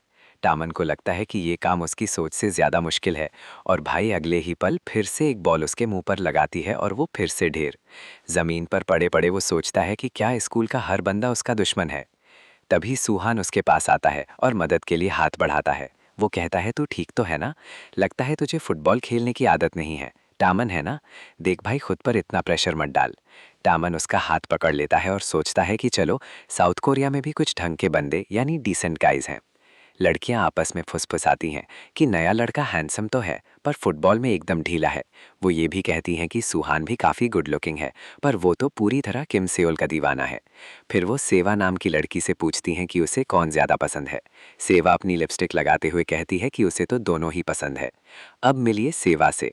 ये सेकेंड ईयर की स्टूडेंट है और भाई इसे लड़कों का बड़ा चस्का है। इसके बाद लड़कियां मरी से पूछती हैं। मरी बस सुहान को निहार रही होती है और उसकी नज़रों में बाकी सारे लड़के धुंधले पड़ जाते हैं। वो घबराते हुए बोलने ही वाली होती है कि उसे सुहान पसंद है, पर तभी पीई टीचर यानी पीई टीचर बीच में आ जाते हैं। वो उन्हें डांटते हुए बोलते हैं, ओए नालायकों, क्या आपने टीचर की बेइज्जती कराने पर तुले हो? इन टीचर का नाम है स्टील, जो मरीन कॉर्प की भर्ती वाली क्लास लेते हैं। वो टामन पर चिल्लाते हैं, अगर तू बिना एक भी गोल किए हारा तो कसम से तुम सबको जिम में बंद करके रगड़ रगड़ के सफाई करवाऊंगा। सफाई का नाम सुनते ही टामन को पुरानी यादों का दौरा पड़ने लगता है। बाकी बच्चे विरोध करते हैं कि आप ऐसा नहीं कर सकते। टामन अपने कांपते हुए दांत पीसता है और बॉल की तरफ भागता है, रोते हुए चिल्लाता है कि मैं इन राक्षस जैसे साउथ कोरियन बास्टर्ड्स को ऐसे जीतने नहीं दूंगा। उसकी स्पीड अचानक बढ़ जाती है। वो जंगू से बॉल छीनता है यानी टैकल करता है और गोल पोस्ट की तरफ किक मारता है और भाई गोल। स्कोर बराबर यानी टाई हो जाता है। उसकी पूरी टीम उसे घेर लेती है और जश्न मनाती है। टामन को एक अजीब सी फीलिंग आती है, जीत की खुशी और टीम वाली दोस्ती। लड़कियां हैरान है कि ये तो बड़ा धाकड़ निकला और सेवा उसे बड़ी कातिलाना यानी सल्ट्री नजरों से देखती है। टीचर मजे लेते हुए सेओल की तरफ इशारा करते हैं और कहते हैं, ठीक है भाई सुनो, जो भी अब विनिंग गोल मारेगा उसे किम सेओल के साथ एक दिन की डेट मिलेगी। ये सुनते ही सेओल भड़क जाती है, क्या आप पागल हो गए हो? ये डेट वाली बात किसने तय की? टीचर कहते हैं, ओए लड़की, क्या तू अपनी क्लास के लिए इतना भी नहीं कर सकती? तो थोड़ी वियर्ड जरूर है पर सबसे पॉपुलर भी तू ही है। सेओल पलटकर पूछती है, क्या एक टीचर को स्टूडेंट से ऐसी बात करनी चाहिए? तभी हुना एक पागल सांड की तरह आगे आती है और टीचर से पूछती है कि क्या वो भी मैदान में उतरकर गोल मार सकती है। सेओल अपना सिर पकड़ लेती है कि भाई ये अब क्या कर रही है। इसी बीच ईयरपीस के जरिए क्रॉन सुहान को बोलती है कि देख ये बुरा आइडिया नहीं है, इससे तू सेओल के काफी करीब पहुंच सकता है। सुहान मना करता है कि ये सही नहीं है, पर क्रॉन एकदम डरावनी आवाज में उसे ऑर्डर देती है, गोल मार और ये मेरा हुक्म है। सुहान को मानना पड़ता है और उधर हम देखते हैं कि टामन भी अब जीत के लिए पूरी तरह तैयार है। भाई तमन मन ही मन सोच रहा होता है कि डेट का मतलब है वन ऑन वन टाइम और उस लड़की को ठिकाने लगाने का इससे बढ़िया मौका नहीं मिलेगा। पर तभी यंग सू उन दोनों से बॉल छीन लेता है, टैकल कर लेता है और कहता है, तुम लोग तब से मुझे हल्के में ले रहे हो ना। वो टशन में बोलता है कि फुटबॉल सिर्फ कलेजे यानी गट्स के दम पर नहीं खेली जाती और गोल पोस्ट की तरफ एक जोरदार किक मारता है। मिंडुक जैसे ही कलेजा शब्द सुनता है, उसका जोश हाई हो जाता है और वो अपने अल्ट्रा सुपर माइंड से बॉल को रोक लेता है। चेहरे से पसीना टपक रहा है, पर वो चिल्लाता है, तुझे क्या लगा था मैं बस कोई फालतू सा साइड कैरेक्टर हूँ? फिर वो बॉल को दूसरी गोल पोस्ट की तरफ हवा में उछाल देता है और सूहान से चिल्लाकर कहता है, जा भाई जाके किम सेओल को जीत ले। दोनों लड़के बॉल की तरफ पागलों की तरह भागते हैं और एक साथ जोरदार किक मारते हैं। पूरी स्कूल की सांसें थम जाती हैं कि भाई जीतेगा कौन। बॉल इतनी ऊपर जाती है जैसे पहाड़ों की ऊंचाई छू लेगी, पर भाई सस्पेंस का कचरा हो जाता है जब बॉल गोल पोस्ट के अंदर जाने के बजाय बाहर गिर जाती है। इतनी हाइप और नतीजा जीरो। सेओल बेचारी चैन की सांस लेती है कि शुक्र है उसे इन नमूनों के साथ डेट पर नहीं जाना पड़ेगा। हारने के बाद भी तमन और सुहान एक दूसरे को खेल के लिए बधाई देते हैं। सुहान याद दिलाता है कि अभी पेनल्टी शूटआउट बाकी है। तमन को लगता है कि ये सुहान बंदा तो बड़ा सही है, पर भाई किस्मत खराब थी। पेनल्टी शूटआउट में वो लोग 0 के मुकाबले 3 से बुरी तरह हार गए। उधर सेवा सुहान को घूरते हुए बड़बड़ाती है तो कूल लड़का, और धीरे से उसका नाम लेती है। अब सीन आता है क्लासरूम का। लड़कियां सियोल को परेशान कर रही हैं, पर वो साफ मना कर देती है। युंजी नीले बालों वाली और क्योंग भूरे बालों वाली कहती हैं कि देख सियोल, तुझे भी ये टीम शर्ट पसंद नहीं है ना, तो प्लीज हमारा नया कलेक्शन ट्राई कर ले। सियोल चिढ़कर कहती है, अभी ये कपड़े एक बार से ज्यादा तो पहनने नहीं हैं, तो इतनी मेहनत क्यों करूं? पर वो लड़कियां पीछे ही पड़ जाती हैं कि तू तो सब में अच्छी लगती है, बस तेरी ये सड़ी हुई पर्सनैलिटी ही एक खराबी है। ये सुनते ही सियोल का पारा चढ़ जाता है। क्या बोला बे? और ये आखिरी वाला आउटफिट क्या बकवास है? वो हुना को आवाज लगाती है कि ओए तू ही पहन ले इन्हें, ये फिर से पका रही हैं। हुना बेचारी सक पका जाती है, पर लड़कियां फौरन मना कर देती हैं कि अरे नहीं, हुना का साइज तो एकदम अलग है। वो इशारों इशारों में सियोल के फिगर की बात करती हैं कि उस पर ये कपड़े एकदम फिट आएंगे, क्योंकि उसका साइज होना जितना बड़ा नहीं है। होना तो बस अजीब सी हंसी हंसती है, पर सियोल गुस्से के मारे कांपने लगती है कि भाई ये सुनकर उसे इतनी जलन क्यों हो रही है। वो खड़ी होकर उन लड़कियों को दुत्कारती है कि निकल लो यहाँ से, अगर ऐसी ही फालतू बातें करनी है तो। लड़कियां मजे में भाग जाती हैं। वो पहले सेवा के पास जाने का सोचती हैं, पर फिर उनकी नज़र तम्मन पर पड़ती है और उन्हें एक मास्टर प्लान सोचता है। वो तम्मन की तारीफों के पुल बांधने लगती हैं कि कितना हैंडसम है यार, बात करने का मन कर रहा है। उधर तम्मन बेचारा घबरा रहा है कि ये लड़कियां मुझे घूरते हुए इतनी पटर पटर क्यों कर रही हैं, कहीं इन्हें पता तो नहीं चल गया कि मैं कौन हूँ। जैसे ही वो उसके पास आकर पूछती हैं, क्या तू तम्मन है, तो भाई डर के मारे उसकी चीख निकल जाती है।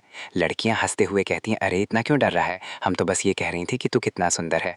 तम्मन फूला नहीं समाता और अपनी तारीफों के मजे लेने लगता है। तभी वो उससे एक छोटी सी हेल्प मांगती हैं और कहती हैं कि बस एक आउटफिट पहनना है। तम्मन को लगता है कि ये लड़कियां उसे कोई नुकसान नहीं पहुंचाएंगी, तो वो मान जाता है, पर उसे क्या पता कि वो खुद ही कुएं में कूद रहा है। अगले ही पल भाई हम देखते हैं कि तम्मन ने एक मेड आउटफिट यानी नौकरानी वाली ड्रेस पहन रखी है। वो शर्म के मारे अपनी अपनी ड्रेस नीचे खींच रहा है ताकि अपनी तलवार यानी एक्सकैलिबर को छुपा सके। वो सोचता है ये क्या बकवास है भी। लड़कियां उसे लड़की के कपड़ों में देखकर पागल हो जाती हैं और उसकी तरफ शिकारी नजरों से बढ़ने लगती हैं। तम्मन घबराकर चिल्लाता है, कोई भी पास मत आना, अपने हाथ अपने पास ही रखो। तम्मन मन ही मन कहता है, ये पक्का मेरे दिमाग को दही करने की कोई टैक्टिक है। पर क्या इन्हें लगता है कि मैं ऐसी छोटी मोटी चीजों से हार मान जाऊंगा? पर भाई अगर तम्मन को गौर से देखो तो बेचारा बस रोने ही वाला है। तभी तम्मन की नज़र एक फरिश्ते एंजल पर पड़ती है, जो उससे पूछ रहा है कि क्या वो ठीक है। और वो कोई और नहीं, अपना सूहन है। वो कहता है कि भाई तू तो बड़ी मुसीबत में लग रहा है। तम्मन हैरानी में बड़बड़ाता है, तो सच में तू ही है, तू मुझे बचाने आया है? पर सूहन सपाट अंदाज में बोलता है, नहीं भाई। और तभी हमें दिखता है कि भाई अपना खुद मैकडॉनल्ड्स के जोकर मास्कॉट वाली ड्रेस पहनकर खड़ा है। लड़कियां उन दोनों पर अलग अलग कपड़े ट्राई करने लगती हैं, पर तभी मिंडुक बीच में आकर बड़े रौब से उन्हें रोकता है। वो एकदम हीरो बन के चिल्लाता है, लड़कियां ये क्यों तय कर रही हैं कि लड़के क्या पहनेंगे, ये सरासर गलत है। पर लड़कियां उस मोटे को डांटकर चुप करा देती हैं और कहती हैं, तू तो वैसे भी किसी काम का नहीं है, जाके चुपचाप बैठ जा। सूहन तम्मन को समझाता है, भाई हार मान ले, मैंने भी बहुत हाथ पैर मारे थे, पर सब बेकार है। तम्मन शर्मिंदगी में कहता है, कम से कम तूने पैंट तो पहनी है, मैंने तो फ्रॉक पहन रखी है। सूहन उसकी तारीफ करता है कि सब ठीक है भाई, ये तुझ पर काफ़ी जच रहा है। इधर होना ये सब देख रही होती है। वो मन ही मन उन्हें 2 टके के बेवकूफ़ पैथेटिक इडियट्स बोलती है और कसम खाती है कि वो तम्मन की असलियत सबके सामने लाकर रहेगी। थोड़ी देर बाद सूहन अपनी नॉर्मल स्कूल यूनिफॉर्म में क्लास से बाहर निकलता है। बेचारा तम्मन अभी भी उन लड़कियों के हत्थे चढ़ा हुआ है। सूहन को एहसास होता है कि उसे बाद में तम्मन को दिलासा देना पड़ेगा। तभी सेवा उसके पास आती है और उसे हेलो बोलती है। सूहन पूछता है कि क्या तू यांग सेवा है? वो अपनी गर्दन टेढ़ी करके कातिलाना मुस्कान के साथ कहती है, बिल्कुल सही, तुझे मैं याद हूँ। वो उसे अपनी अदाओं से रिझाने सिड्यूस करने की कोशिश करती है, पर अपना लड़का एकदम पत्थर के चेहरे ब्लैंक एक्सप्रेशन के साथ पूछता है, तुझे मुझसे क्या काम है? सेवा हंसते हुए कहती है कि तू इतना स्टिफ क्यों है और इतनी इज्जत से क्यों बात कर रहा है, हम एक ही क्लास में तो हैं। फिर वो अपनी आवाज़ को और भी नशीली सल्टी बनाकर कहती है, सूहन, हमने कभी ज़्यादा बात नहीं की, मुझे लगा शायद हम थोड़े और करीब आ सकते हैं। अब सूहन को लगता है कि करीब आने का मतलब दोस्त बनना है, तो वो तुरंत बोल देता है, हाँ हाँ क्यों नहीं, चलो करीब आते हैं यांग सेवा। सेवा तो भाई सन रह जाती है कि इतना आसान था। वो एक शैतानी मुस्कान के साथ सोचती है, लोग तो कहते थे कि ये किमस्योल का दीवाना है, पर लगता है वैसा कुछ नहीं है, ये भी बाकी लड़कों जैसा ही निकला। वो फिर से बड़े प्यार से पूछती है, सूहन आज स्कूल के बाद क्या कर रहा है? अब जब हम करीब आ रहे हैं तो कहीं बाहर चलें, कैराओके या किसी कैफ़े में? पर सूहन साफ मना कर देता है, नहीं ये पॉसिबल नहीं है।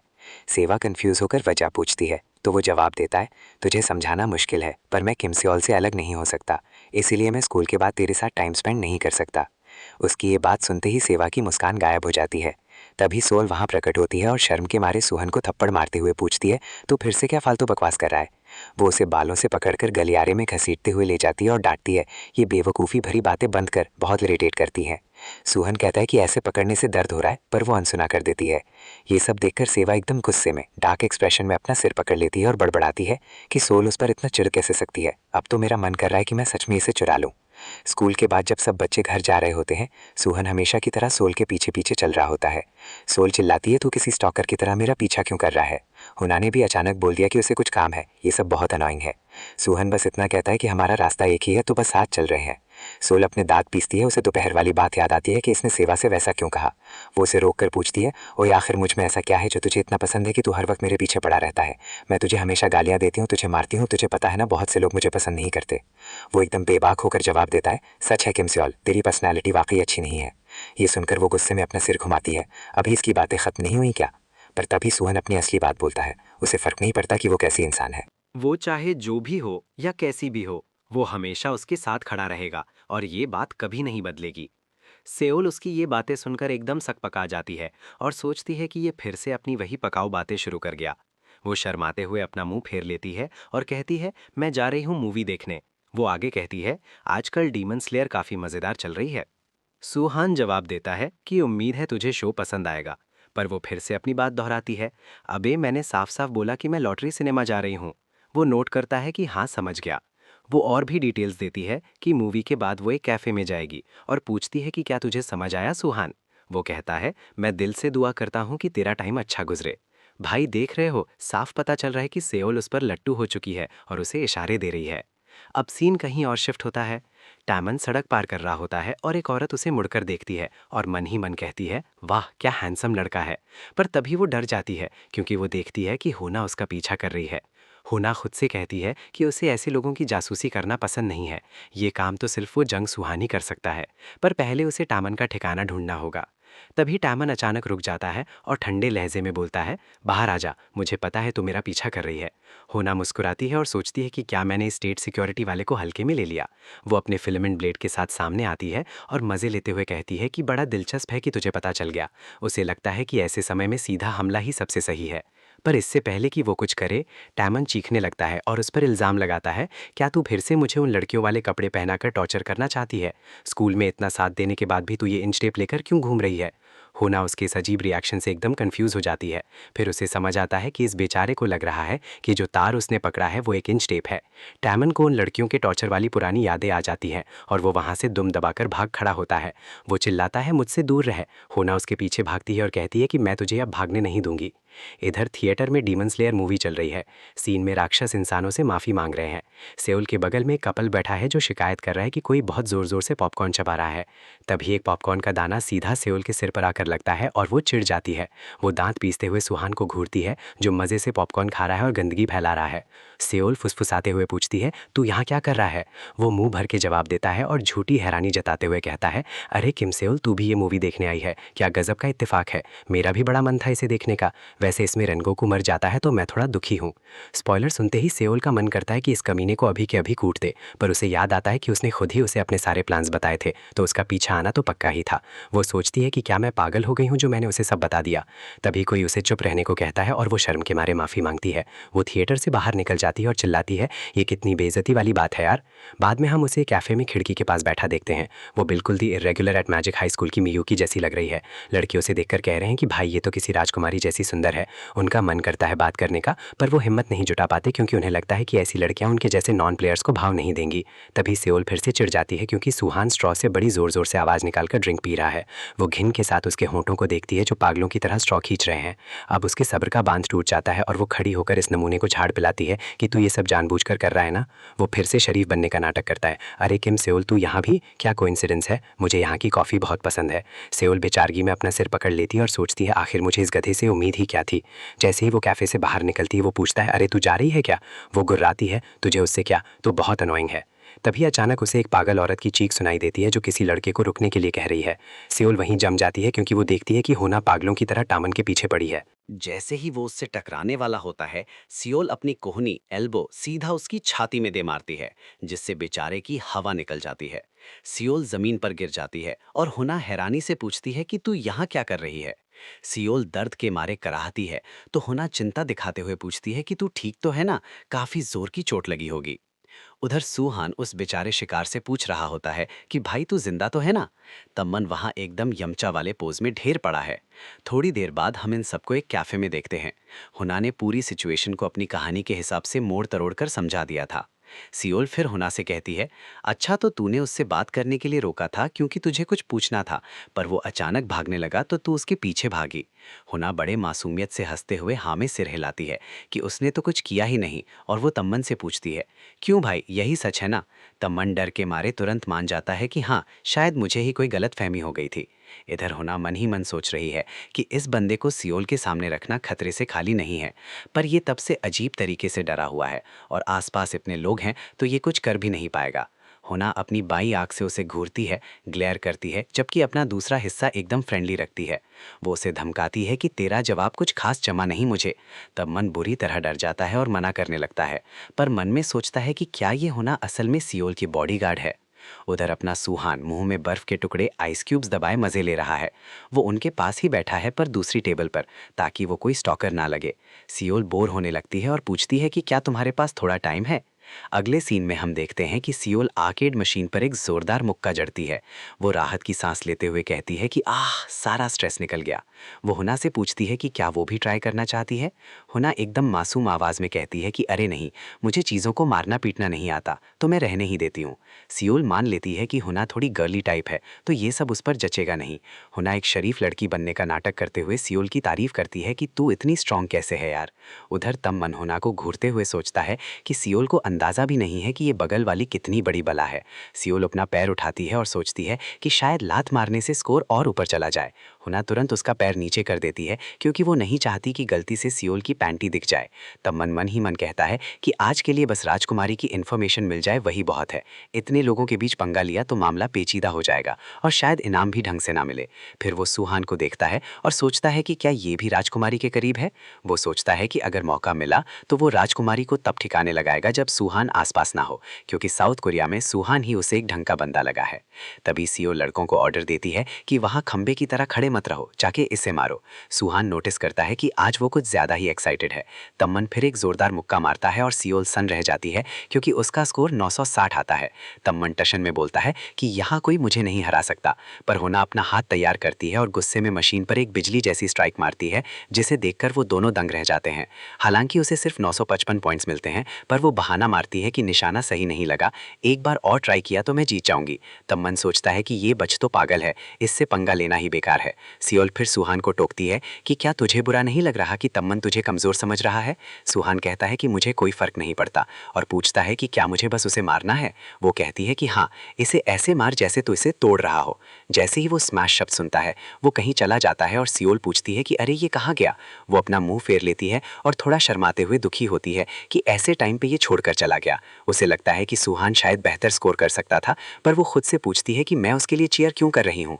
तभी उसकी चीख निकल जाती है क्योंकि सुहान एक हथौड़ा लेकर आता है और उसे चेतावनी देता है कि पीछे हट जाओ, ये खतरनाक है। सियोल उसे पीटना शुरू कर देती है और चिल्लाती है, अबे पागल इंसान, ये क्या उठा लाया तू। वो कंफ्यूज होकर पूछता है, पर तूने ही तो कहा था कि इसे स्मैश कर दूं। वो चिल्लाती है, तू पूरा साइको है बे। सुहान मार खाते हुए भागता है और कहता है कि दर्द हो रहा है यार। हुना सियोल से कहती है, रुक सियोल, मैं इसे पकड़ती हूँ ताकि तू इसे और अच्छे से कूट सके। उधर टामिन खड़ा खड़ा बस उन्हें पागलों की तरह हरकतें करते देख रहा है।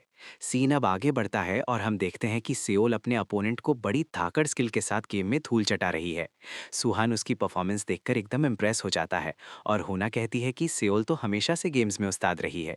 सियोल बस हल्का सा मुस्कुराकर अपनी जीत को हवा में उड़ा देती है।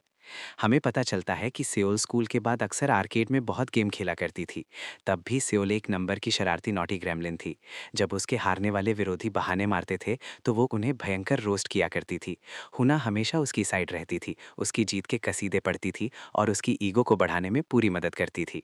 वापस प्रेजेंट में सियोल शरारत से कहती है कि अब किसी के बाहर आने का वक्त हो गया है। हुना भी हाँ में हाँ मिलाती है और अगले ही पल वही लड़का जो उससे हारा था बाहर निकलकर उसे ट्रैश बोलकर चिढ़ाने लगता है। सियोल तब मासूम गर्ली बनकर पूछती है, क्या आप मेरे बारे में बात कर रहे हो। वो लड़का सन रह जाता है जब उसे एहसास होता है कि वो लड़ाई मोल लेने के चक्कर में एक लड़की से हार गया। वो शर्म के मारे वहां से निकलने लगता है, जबकि सियोल एक असली विलन की तरह उसे ताना मारती है कि तू मेरा कुछ नहीं बिगाड़ सकता। हुना उसे समझाती है कि सियोल, ऐसे लोगों को उकसाया मत कर, पर सियोल कहती है कि ये तो बस एक गेम है और लोगों को पेलने में ही तो असली मजा है। इधर टैमन राजकुमारी को देखकर सोच रहा है कि ये तो बड़ी चालू है और इसकी पर्सनालिटी भी एकदम घटिया है। वो इमेजिन करता है कि सियोल अपने सैनिकों को ऑर्डर दे रही है कि जो उसकी बात न माने उसे मार दो, और हुना पीछे से आग में घी डाल रही है। वो इस नतीजे पर पहुंचता है कि अगर ऐसी कोई सुप्रीम लीडर बन गई तो तबाही पक्की है। सियोल फिर टैमन को चैलेंज करती है कि क्या तू मेरे खिलाफ खेलेगा, हारने वाला डिनर के पैसे भरेगा। वो मना कर देता है क्योंकि वो इस पागलबंदी के मुंह ही नहीं लगना चाहता, पर सियोल उसे रेज बेट करती है। डर लग रहा है क्या कि हार जाएगा। हुना आग में घी डालते हुए कहती है, अरे सियोल, इस पर थोड़ा रहम खा, इसकी शक्ल देखकर ही लग रहा है कि इसे लड़ना वड़ना नहीं आता। सियोल हंसते हुए कहती है, सही कह रही है, ये तो बड़ा नाजुक और कोमल सा दिख रहा है। इन दोनों की बातों ने टैमन की ईगो हर्ट कर दी और वो गुस्से में मन ही मन कसम खाता है कि आज इन्हें स्टेट सिक्योरिटी एलीट वाली स्किल्स दिखाऊंगा। पर 5 मिनट बाद भाई का डब्बा गुल वो हार जाता है और चीखने लगता है कि तूने चीटिंग की है। सियोल पागलों की तरह हंसती है कि उसने उसे बुरी तरह धो दिया। वो एक और राउंड की डिमांड करती है और सियोल मान जाती है, पर शर्त रखती है कि अब उसे ड्रिंक्स भी पिलानी पड़ेंगी। उधर सुहान उसके चेहरे की खुशी देखकर सोचता है कि उसने सियोल का ये रूप पहले कभी नहीं देखा। सीन अब खाने की मेज पर पहुंचता है जहां तरह तरह के लजीज पकवान रखे हैं। सियोल खाने के लिए टैमन को थैंक्स बोलती है, जबकि टैमन रो रहा है कि इस लड़की ने उसके सारे पैसे फुकवा दिए। भाई एक के बाद एक 5 बार हार गया था, पर तभी सुहान उसे चौंका देता है और कहता है कि तू टेंशन मत ले, आधा खर्चा मैं उठा लूंगा। टैमन इमोशनल हो जाता है कि ये साउथ कोरियन कॉमरेड तो सच में फरिश्ता है। सेओल अपनी आंखें सिकोड़कर सुहान को कहती है, ज़्यादा अच्छा बनने का नाटक मत कर, पर वो कहता है कि एक स्टूडेंट के लिए इतने पैसे बहुत ज़्यादा हैं। टैमन को और भी अच्छा लगता है कि सुहान राजकुमारी के जुल्मों के खिलाफ ढाल बनकर खड़ा है। पर हुना अपनी एक आंख खोलकर सुहान को घूरती है और उसे पथेटिक बोलती है। वो मन ही मन कहती है, क्या इसे अंदाज़ा भी नहीं है कि ये लड़का हमारा दुश्मन है? योंग सुहान, मैं साबित कर दूंगी कि तू मुझसे ज़्यादा नालायक है, इस बार तो पक्का साबित करूंगी। इसी बीच टैमन कुछ तीखा खा लेता है और उसकी हालत खराब हो जाती है। उधर हुना की नफरत की वजह से अलग ही आग निकल रही है। सेओल सुहान को डांट रही है क्योंकि उसने उसका फ्राइड फूड खा लिया। थोड़ी देर बाद सेओल डिसाइड करती है कि वो फोटो बूथ में सबके साथ पिक्चर्स लेगी। हुना टैमन को घूरती है कि इतनी छोटी जगह में हमला होना आसान है। उधर टैमन हैरान है कि साउथ कोरिया में ऐसी मशीनें भी हैं जो खुद फोटो खींच लेती हैं। सेओल सबको बोलती है कि थोड़ा रिलैक्स हो जाओ। हुना टैमन के साथ पच होने से चिढ़ जाती है और उसे डांटकर बाजू हटने को कहती है। सॉल जोश में अपना मुक्का हवा में लहराती है और कहती है कि इन लड़कों ने ये पहले कभी नहीं किया है, तो जो नहीं खेलेगा वो हारेगा। और वो रॉक पेपर सिजर्स का गेम शुरू कर देती है। पर भाई अपना टामन इन साउथ कोरियन गेम्स को लेकर एकदम कंफ्यूज है, तो वो हाथ से कोई अजीब सा इशारा कर देता है जो शायद कैंची जैसा लग रहा था। होना टोकती है कि ये ट्रांसफर स्टूडेंट ने कुछ अजीब सा फेंका है और अब ये पकड़ा गया, क्योंकि रूल के हिसाब से जिसने सही से नहीं खेला वो हार गया। तो सब मिलकर टामन की कुटाई कर देते हैं। जैसे ही वो फोटो खिंच जाती है वो अगली वाले की तरफ बढ़ते हैं। सॉल सबको इंस्ट्रक्शंस देती है कि उसके चेहरे के पास अपनी उंगलियों से पीस साइन बनाए। इससे एक सितारे जैसा बन जाता है और एक बड़ी प्यारी सी फोटो खिंचती है जिसमें सॉल खुशी से आंख मार रही है। इसके बाद वो खरगोश वाले कान लगाती है और हुना कहती है कि वो बहुत क्यूट लग रही है। सॉल फिर सुहान के फनी कॉस्ट्यूम पर हंसती है और उधर हुना टामन के लुक से काफी इंप्रेस दिख रही है। भाई मुझे तो लग रहा है कि हुना का दिल टामन पर आने लगा है। खैर आगे बढ़ते हैं। हुना और सुहान एक स्पेशल फोर्सेस ड्रिल फॉर्मेशन बनाते हैं, वही फोर्टनाइट वाला डैब इमोट। सॉल की हंसी छूट जाती है कि भाई ये लड़के अभी भी 2017 में जी रहे हैं क्या। इसके बाद वो बेचारे टामन को गर्दन से पकड़ लेती है और ऐसे पोज देती है जैसे उसे फिर से पीटने वाली हो, और मजे लेते हुए कहती है कि ये नया लड़का बड़ा सुस्त लग रहा है। टामन बस मन ही मन कसम खाता है कि एक दिन तो इसे मार ही डालूंगा, अभी तो बस खुद को रोक रखा है। फिर वो सब साथ में एक आखिरी फोटो लेते हैं। इस वाली फोटो में सब मुस्कुरा रहे हैं। इस अनिश्चितता से भरी दुनिया में ये वाकई एक सुकून भरा पल था। बाद में जब वो बूथ से बाहर निकलते हैं तो वो फोटो चेक करते हैं और देखते हैं कि काफी अच्छी आई हैं। टामन अपनी बाह सीधी करता है और बड़बड़ाता है कि बहुत थक गया हूं भाई, पर उसे अंदर से एक अच्छी वाली फीलिंग आ रही है। साथ बिताए उस वक्त से वो काफी खुश था। तभी एक आदमी उसके कंधे से टकराता है। जैसे ही टामन मुड़ता है वो आदमी फुसफुसाता है, साउथ कोरिया की लाइफ तो बड़ी मजेदार लग रही है क्यों? कॉमरेड ओम टामन, अपना असली मकसद मत भूलना। ये सुनकर टामन एकदम सुन पड़ जाता है। तभी सॉल कहती है कि मौसम बड़ा मस्त है, चलो कुछ ड्रिंक्स लेते हैं और पार्क चलते हैं। हुना मजाक करती है कि सॉल की स्टैमिना का क्या करेंगे। सॉल फिर टामन से पूछती है कि क्या वो भी साथ चल रहा है, पर वो अपना मुंह फेर लेता है और मना कर देता है कि नहीं, मैं अब घर जा रहा हूँ। सॉल कंफ्यूज हो जाती है कि इसने अचानक मूड क्यों खराब कर दिया। उधर हुना को शक हो जाता है और वो सोचती है कि उसे पक्का इसके ठिकाने का पता लगाना होगा। फिर वो सॉल से माफी मांगती है कि उसे भी घर निकलना है और टामन को पकड़ने के लिए भाग जाती है। हुना के पास अब कोई रास्ता नहीं है सिवाय इस भरोसे के कि उसके जाने के बाद सुहान सॉल की रक्षा कर लेगा। सॉल बेचारी उदास हो जाती है। वो बड़बड़ाती है कि ये बहुत अनोइंग है और पूछती है कि क्या हुना को वो ट्रांसफर स्टूडेंट पसंद है। सुहान जवाब देता है कि अरे नहीं, ऐसा बिल्कुल नहीं है, तू टेंशन मत ले। वो मुड़कर पूछती है तुझे कैसे पता भाई? वो नजरें चुराते हुए कहता है ये इंपॉर्टेंट नहीं है। फिर उसे याद आता है और वो पूछता है कि तूने ही तो कहा था कि तुझे पार्क जाना है। वो थोड़ा सकपका जाती है जब वो कहता है कि अगर तू चाहे तो मैं तेरे साथ चल सकता हूँ। सीना पार्क में शिफ्ट होता है। रात की लाइटें जल रही हैं और हम बेंच पर कोला के 2 कैन देखते हैं। सुहान सॉल के बगल में बैठा है और कहता है कि आज तू बहुत खुश लग रही थी, और पूछता है कि मजा आया क्या। वो हकलाते हुए पूछती है तू ये क्या बकवास कर रहा है। वो बताता है कि उसे बहुत अच्छा लगा और पहली बार उसने इस तरह से वक्त बिताया है। सॉल एक आवारा बिल्ली को गोद में उठाती है और मानती है कि उसे भी मजा आया। फिर वो शर्म के मारे मुंह फेर लेती है और हकलाते हुए बोलती है इसका मतलब ये नहीं है कि मुझे तेरे साथ रहना पसंद है या ऐसा कुछ, बस सब साथ थे इसलिए मजा आया। सुहान उस आखिरी ग्रुप फोटो को देखता है और बड़बड़ाता है कि कई मायनों में ये एक बड़ी राहत है। सॉल कंफ्यूज होकर पूछती है तू क्या बोल रहा है भाई। जैसे ही वो बिल्ली वहां से भागती है वो कहता है कि सच तो यह है कि मैं थोड़ा डरा हुआ था। वो बताता है कि ली होना को छोड़कर तेरे किसी और के साथ रिश्ते अच्छे नहीं है। वो उसकी बात काटने की कोशिश करती है कि ये सब बकवास है, मैं तो बस लोगों को इग्नोर करती हूँ। पर सुहान कहता है कि आज मैंने तेरा एक नया रूप देखा, एक ऐसा रूप जहाँ तू सबके साथ घुल मिलकर खिलखिलाकर मुस्कुरा रही थी। वो आगे कहता है कि वो देखने में इतना अच्छा लगा कि मेरा मन है कि मैं तुझे आगे भी ऐसे ही मुस्कुराते हुए देखूं। ये बात सुनकर सियोल एकदम हक्का बक्का रह जाती है। वो हकलाते हुए बोलती है, अबे तू खुद को समझता क्या है जो मुझे ऐसे ऑब्जर्व कर रहा है? बड़ी डरावनी क्रीपी हरकत है ये। क्या तू फिर से वही मुझे प्रोटेक्ट करने वाली फालतू बातें झाड़ने वाला है? वो जवाब देता है, वो तो है ही, पर मैं चाहता हूँ कि तू हमेशा ऐसी ही सही सलामत रहे जैसे अभी है। वो एक प्यारी सी मुस्कान के साथ कहता है, बिल्कुल आज की तरह मुस्कुराते हुए। सियोल एकदम चुप हो जाती है। वो अपना हाथ जेब में डाल लेती है और मुंह दूसरी तरफ घुमाकर बड़बड़ाती है कि बड़ा कूल बनने की कोशिश कर रहा है। हम देखते हैं कि वो शर्म के मारे लाल हो रही है और कह रही है कि ये बंदा कितना अनोइंग है यार। पर भाई सीन ये है कि जेब के अंदर उसने वही फोटो कस के पकड़ रखी है जो उन सब ने साथ में खिंचवाई थी। अब सीन शिफ्ट होता है सुहान के अपार्टमेंट में। वो अपनी टीम लीडर क्रॉन को हेलो बोलता है और टोकता है कि मैडम, आप ड्यूटी पर होकर भी फिर से पी रही हो। क्रॉन नशे की हालत में पूछती है, अरे तो क्या हुआ, हुना भी तो यहाँ है, तो मैं थोड़ा रिलैक्स कर सकती हूँ। वो आगे कहती है कि तुझे अपने दोस्तों के साथ मज़े करते देख मुझे बड़ी जलन हो रही है। सुहान कमरा साफ करने लगता है तो क्रॉन कहती है कि आज रहने दे, कल कर लेना। पर वो नहीं मानता। वो कहता है कि साफ सफाई मिशन का एक ज़रूरी हिस्सा है। तभी सुहान एकदम अलर्ट हो जाता है क्योंकि वो उस पर लटक जाती है और कहती है, वैसे सुहान, जो लाइन तूने आज मारी थी ना, वो कोई मजाक नहीं थी। तुझे मुस्कुराते देख मेरा दिल भी खुश हो जाता है।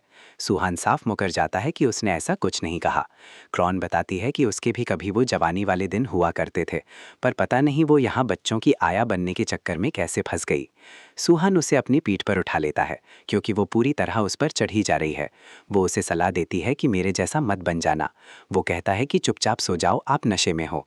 पर वो पटर पटर किए जा रही है कि तू काम और प्यार दोनों संभाल सकता है, ये इतना मुश्किल नहीं है। सुहान उसकी इन हरकतों से तंग आकर उसे बिस्तर पर पटक देता है। उधर सियोल के घर का हाल देखो, उसे नींद नहीं आ रही है। उसके दिमाग में बार बार सुहान की वही बातें गूंज रही हैं कि तुझे दूसरों के साथ हंसते देख मेरा दिल हल्का हो गया और मैं चाहता हूँ तू आगे भी ऐसे ही मुस्कुराती रहे। सियोल खुद को कंबल के अंदर छुपा लेती है और सोचती है कि ये सुहान बार बार मेरे दिमाग में क्यों आ रहा है। अगले दिन स्कूल में स्पोर्ट्स फेस्टिवल का माहौल है। तमन ने स्पोर्ट्स यूनिफॉर्म पहन रखी है। वो मन ही मन कहता है कि मुझे इन फालतू के मज़ों में नहीं भटकना चाहिए। मेरा मकसद हमेशा से सिर्फ राजकुमारी को मारना ही था। वो सियोल को खूंखार नज़रों से घूरता है और सोचता है कि इसकी मौत मेरे हाथों ही लिखी है और वो दोस्ती वाला गेम तो बस। पर भाई, इससे पहले कि वो अपनी बात पूरी करता, एक डॉज बॉल आकर सीधा उसे लगती है और वो गेम से बाहर हो जाता है। Unification high school sports festival के फाइनल्स शुरू हो चुके हैं। दुश्मन टीम क्लास 3 का मजाक उड़ा रही है कि ये लोग बड़े कमज़ोर हैं, ये हमारे मुकाबले के लायक भी कैसे हो सकते हैं। क्वीन डॉज बॉल का इवेंट शुरू होता है और हमें मिलवाया जाता है क्लास 4 की रानी वॉरिया से। उसकी टीम ने अजीब तरीके से असली कॉस्प्ले कर रखा है। वो अपने चेलों को उसे प्रोटेक्ट करने का ऑर्डर देती है और वो सब किसी एनिमे कैरेक्टर की तरह बिहेव कर रहे हैं। सियोल ये देखकर सन रह जाती है और बड़बड़ाती है कि पड़ोस वाली क्लास ने तो इस कॉन्सेप्ट को कुछ ज़्यादा ही सीरियस ले लिया है। पर सुहान धीरे से कहता है, भाई ये तो बड़े धाकड़ लग रहे हैं। सियोल आसपास देखती है और पूछती है कि अभी सिर्फ हम दोनों ही क्यों बचे हैं। लगता है उनकी टीम के बाकी लोग पहले ही बाहर हो चुके हैं। बाकी सब उन्हें चीयर कर रहे हैं और सुहान पर भरोसा जता रहे हैं कि वो सियोल को बचा लेगा। उधर होना दुखी है कि वो खुद जाकर सियोल को प्रोटेक्ट नहीं कर सकती और उसे फिर से सुहान पर ही भरोसा करना पड़ रहा है। वो तमन को घूरती है और सोचती है कि कल उसने उसे अपनी नज़रों से ओझल होने दिया, पर अब वो कोई जल्दबाजी नहीं करेगी, वो बस ऑब्जर्व करेगी। सुहान सियोल का हाथ पकड़ता है और उसे अपने ठीक पीछे रहने को कहता है। वो कसम खाता है कि चाहे जो हो जाए मैं तुझे बचाऊंगा। सियोल शर्म के मारे उसे मारती है और पूछती है कि ये क्या बोल रहा है, ज़्यादा कूल मत बनो, बस सामने देख। सुहान बिल्कुल वैसा ही करता है जैसा उसने कहा और भाई अगली ही बॉल सीधा उसके मुंह पर आकर लगती है। सियोल बेचारी सदमे में है। दुश्मन टीम अब कॉम्बो हमला करने का सोचती है, पर सुहान सारे वार खुद पर झेलकर सियोल को बचाता है। भाई, क्वीन डॉजबॉल के गेम में जो आखिरी बंदा बचता है वो एकदम अमर, इनविंसिबल हो जाता है। सेओल बेचारी फ्रस्ट्रेशन में अपना सिर पकड़ लेती है और पूछती है, अबे ओए, तू बस मार क्यों खा रहा है? सुहान बड़े आराम से कहता है कि मैं आम स्टूडेंट्स को चोट नहीं पहुंचा सकता। ये सुनकर सेओल का खून खौल जाता है। वो उसे कमीना बोलती है और कहती है कि देख भाई, ये टशन मारना बंद कर। वो पूछती है कि अगर तू बस मार खाता रहेगा तो हम जीतेंगे कैसे? फिर वो उसे ऑर्डर देती है कि किसी को बिना चोट पहुंचाए बस उनकी क्वीन वो बाहर कर, हिट कर।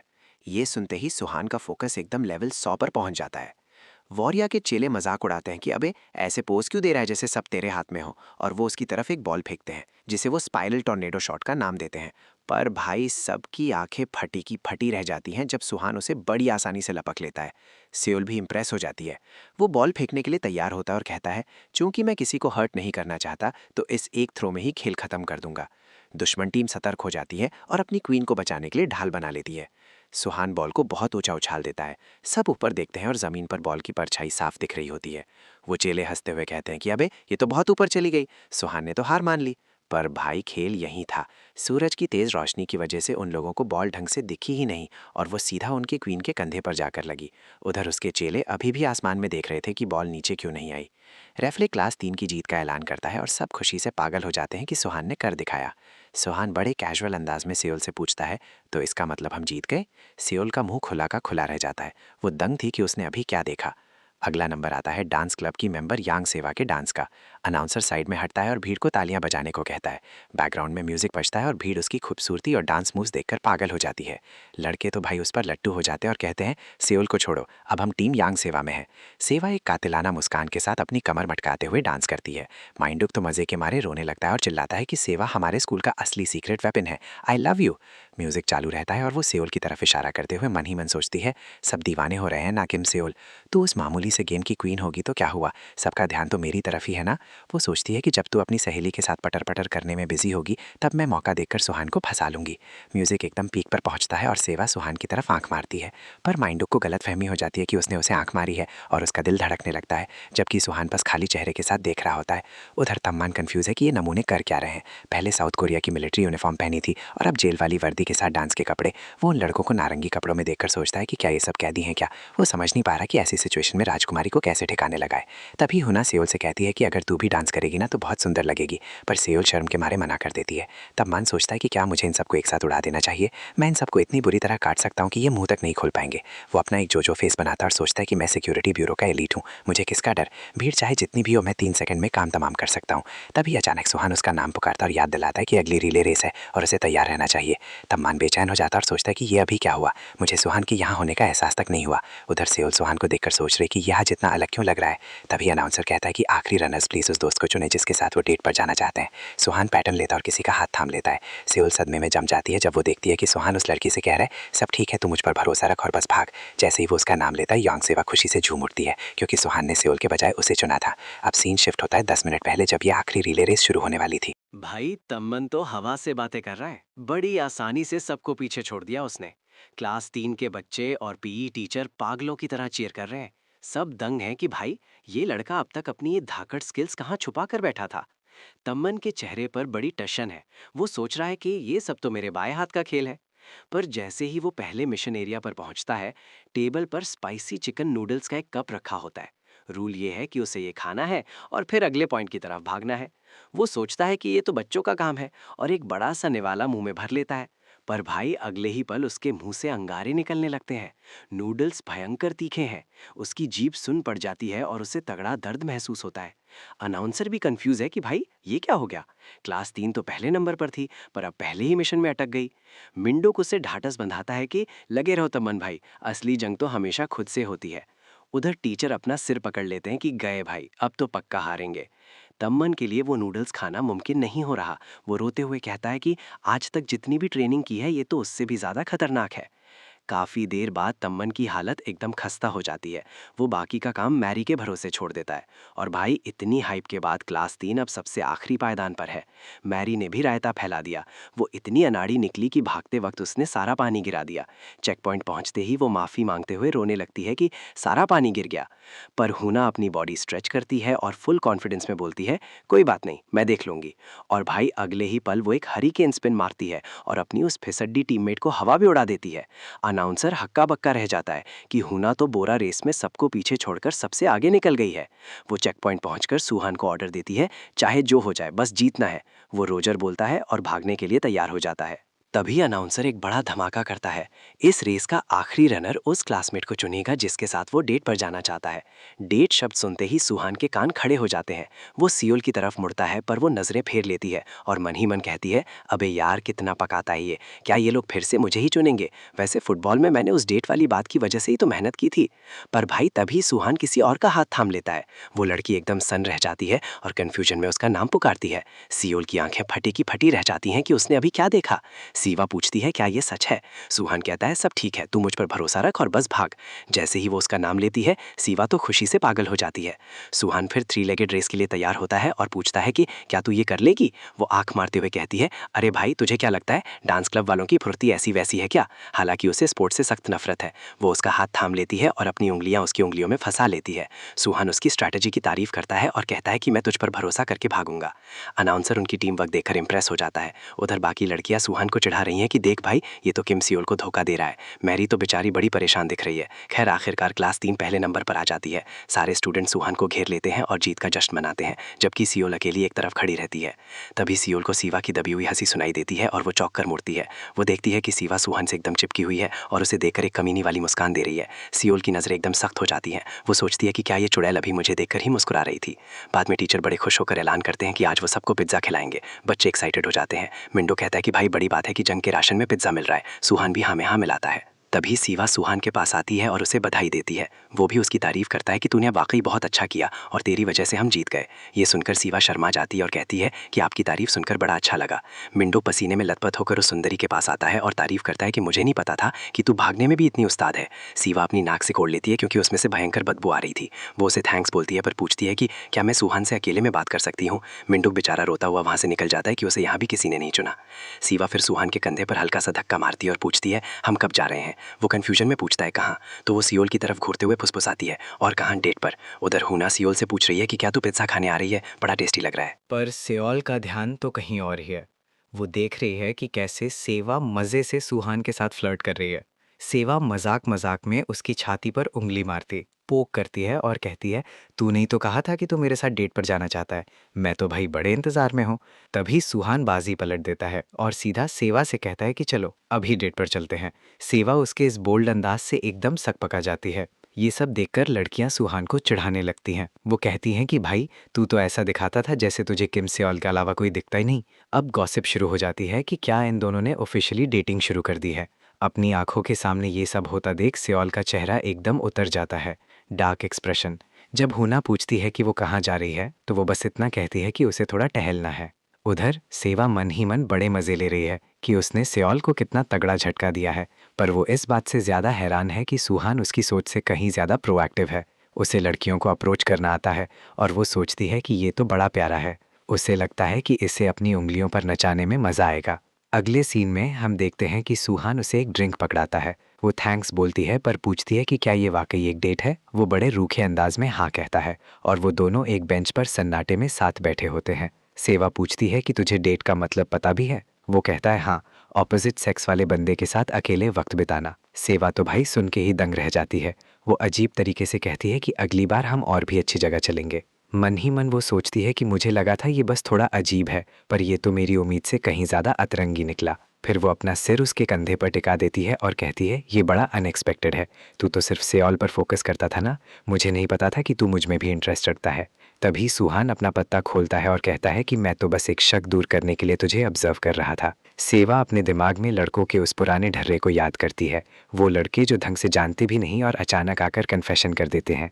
जब लड़के उसके पास आते हैं और कहते हैं कि मैंने बहुत सोचा और मैं तुझे पसंद करता हूँ, तो सेवा एक शातिर लोमड़ी की तरह उन्हें बड़े प्यार से मना कर देती है, पर साथ में एक ऐसी मुस्कान देती है कि वो फंसे रहें। वो उनसे कहती है अरे यार मैं क्या करूँ, अभी मैं रिलेशनशिप के लिए तैयार नहीं हूँ, पर मैं नहीं चाहती कि हमारे बीच चीज़ें अजीब हों, ठीक है? आखिर हम दोस्त हैं ना, और जब तक तेरी कोई गर्लफ्रेंड नहीं बनती तू मेरे साथ ही घूमेगा ना, पर जब बने तो मुझे बता देना, शायद मुझे जलन हो जाए। जैसे ही वो अपनी छोटी उंगलियों से पिंकी प्रॉमिस करती है, उसका शिकार उसकी कोमल हथेलियों को देखकर ही पिघल जाता है। एक बार वो उम्मीद की ऐसी छोटी सी किरण फेंक दे तो शिकार कभी उसके जाल से बाहर नहीं निकल पाता। वापस बेंच पर सुहान कहता है कि उसे उससे कुछ पूछना है। सेवा अपना हाथ उसके कंधे पर रखती है और बड़ी मदहोश आवाज़ में पूछती है कि क्या बात है। वो मन ही मन कह रही है कि बोल दे भाई, अब तो वही होगा जो हमेशा मेरे पैटर्न में होता आया है। पर भाई उसका सारा प्लान तब मिट्टी में मिल जाता है जब वो अचानक पूछता है तू किम सियोल के बारे में क्या सोचती है। वो झल्ला कर पूछती है कि अचानक उसका नाम कहाँ से आ गया। सुहान जवाब देता है देख, जब तूने पहले किम सियोल को देखा था तभी मैं समझ गया था कि तू उससे लेकर काफ़ी कॉन्शियस है और अभी भी तू वैसा ही कर रही थी, इसीलिए मैं पूछना चाहता हूँ कि तू उसके बारे में क्या सोचती है। यांग सेवा एकदम डिफेंसिव हो जाती है और गुस्से में सोडा का कैन कुचलते हुए कहती है कि क्या बकवास है ये। वो उसे घूरते हुए कहती है कि पक्का सेओल ने ही तुझे मेरे पीछे भेजा होगा ये पता लगाने के लिए। वो कहती है कि सेओल ही मुझे लेकर कॉन्शियस है जो उसने तुझे यहाँ भेजा है। मन ही मन वो चिढ़ रही है कि ये होता कौन है मेरी फीलिंग्स डिसाइड करने वाला। सुहान अपने दस्ताने पहनते हुए कहता है कि मैंने तो बस तेरी राय पूछी थी, पर तू तो कुछ ज्यादा ही भड़क गई। सेवा चिल्लाती है कि उसे अचानक से ऐसे वियोडो की तरह क्यों दिखाया जा रहा है। फिर वो पागलों जैसी शक्ल बनाकर कहती है, किम सेओल की इतनी हिम्मत, वो खुद को समझती क्या है। उसने तुझसे ये पूछने को कहा जैसे कि मुझे उसकी परवाह होगी। तभी सुहान उसके सामने एकदम ठंडा होकर खड़ा हो जाता है और कहता है कि मैंने कन्फर्म कर लिया है, तू वाकई अग्रेसिव है। वो उसे हुक्म देता है कि अपना हाथ कुर्सी पर रख और मुड़ जा। वो चेतावनी देता है कि अगर तेरे पास कोई हथियार है तो बेहतर होगा कि तू उसे अभी फेंक दे। जैसे ही वो अपने हाथ उसकी तरफ बढ़ाता है, सेवा डर के मारे अपनी छाती ढक लेती है। उसे लगता है कि ये पागल लड़का अब उसके साथ कुछ गलत करने वाला है। पर भाई तभी सियोल वहां धमकती है और हवा में उछलकर सीधा उसके मुंह पर मारती है। वो चिल्लाती है, अबे ओए, क्या कर रहा है तू इस लड़की के साथ, ओ परवर्टेड कमीने। सीन अब कुछ पल पहले की तरफ जाता है। दूसरी क्लास के बच्चे आपस में बातें कर रहे हैं कि भाई किस्मत हो तो क्लास 3 जैसी पिज्जा पेल रहे हैं। एक लड़की अपने बॉयफ्रेंड से पूछती है कि क्या उन्हें भी अपने टीचर से पूछना चाहिए, पर उसका लड़का मजाक उड़ाते हुए कहता है, तू पहले ही इतना खाती है और कितना खाएगी। ये सुनते ही लड़की उसके पीछे दौड़ पड़ती है। अबे तुझे मरना है क्या। वो लड़का मजे लेते हुए भागता है और उसे सुअर जैसी छोटी टांगों वाली बोलकर चिढ़ाता है। इधर सियोल बेचारी अकेली वहां से गुजर रही होती है। उसके दिमाग में सुहान और सेवा की वो बातें घूम रही हैं। वो खुद से पूछती है कि क्या मुझे वाकई इस बात से फर्क पड़ रहा है। फिर वो झल्ला कर खुद को समझाती है, अबे छोड़ना सियोल, बात सोच, वो जंग सुहान किसके साथ घूम रहा है उससे मुझे क्या लेना देना। वो उसे एक भिनभिनाती मक्खी की तरह इमेजिन करती है और सोचती है कि अगर वो बंदा पीछे हट जाए तो ये तो मेरे लिए और भी बढ़िया होगा ना। फिर वो गुस्से में अपनी स्ट्रॉ चबाने लगती है। उसे लगता है कि ये तो परफेक्ट है। वैसे भी वो उससे बहुत चिढ़ने लगी थी। वो सोचती है कि सुहान अपनी क्वीन बी के पास उड़ जाए और दोनों मेरी नज़रों से गायब हो जाएं, तो ये मेरी बड़ी जीत होगी। पर फिर वो अपनी इन गंदे ख्यालों को झटक देती है और सोचती है कि मैं यहाँ कर क्या रही हूँ आखिर। तभी उसकी नज़र पड़ती है उन दोनों पर। वो देखती है कि सेवा बड़े प्यार से सुहान को देखकर मुस्कुरा रही है। सियोल मुंह फुलाकर कहती है, लानत है भाई, अब तो ये खुलेआम टशन मार रहे हैं। ठीक है भाई, चिपके रहो एक दूसरे से और दफा हो जाओ मेरी नज़रों से। पर फिर उसे वो पल याद आते हैं जो उसने सुहान के साथ बिताए थे। उसे लगता है कि कम से कम मैं उसकी दोस्त तो हूं ही, और एक दोस्त होने के नाते मुझे उस पर नजर रखनी चाहिए, क्योंकि वो सुहान तो पूरा पागल है, पता नहीं कब क्या कर दे। तभी वो देखती है कि सुहान अपने हाथ धीरे धीरे सेवा की तरफ बढ़ा रहा है। सियोल ये देखकर सन्न रह जाती है। वो तेजी से दौड़ती है और एक फ्लाइंग किक सीधा उसके खाली दिमाग पर जड़ देती है। वो चिल्लाती है, अबे ओ ठरकी, क्या गुल खिला रहा है यहाँ। सेवा तो उसे देखकर दंग रह जाती है। वो कंफ्यूजन में पूछती है, सियोल तू कब से यहाँ देख रही है। सियोल गुस्से में सुहान को झकझोरने लगती है और चिल्लाती है, मेरा जी नहीं भरा था क्या, जो अब किसी और के साथ भी ये सब शुरू कर दिया तूने। सुहान बिछारगी में सफाई देने की कोशिश करता है, पर सियोल उसे इतना हिला रही है कि उसके मुंह से शब्द ही नहीं निकल रहे। सेवा का चेहरा गुस्से से काला पड़ जाता है। वो सियोल पर भड़कती है, तो खुद को समझती क्या है, ये पक्का तेरा ही आइडिया होगा ना, तूने ही जंग सुहान को ये सब करने को कहा होगा। लोगों को बेवकूफ बनाकर बड़ा मजा आता है क्या तुझे। सियोल फ्रस्ट्रेट होकर कहती है, अबे यार मैंने तुझे इस ठरकी से बचाया है, अगर कुछ समझ नहीं आ रहा तो चुप रह। सेवा पलटकर जवाब देती है, अच्छा तो तू ऐसे ही लोगों को गैसलाइट करके अपने पीछे घुमाती है। गैसलाइटिंग शब्द सुनते ही सियोल का पारा 7वें आसमान पर पहुंच जाता है।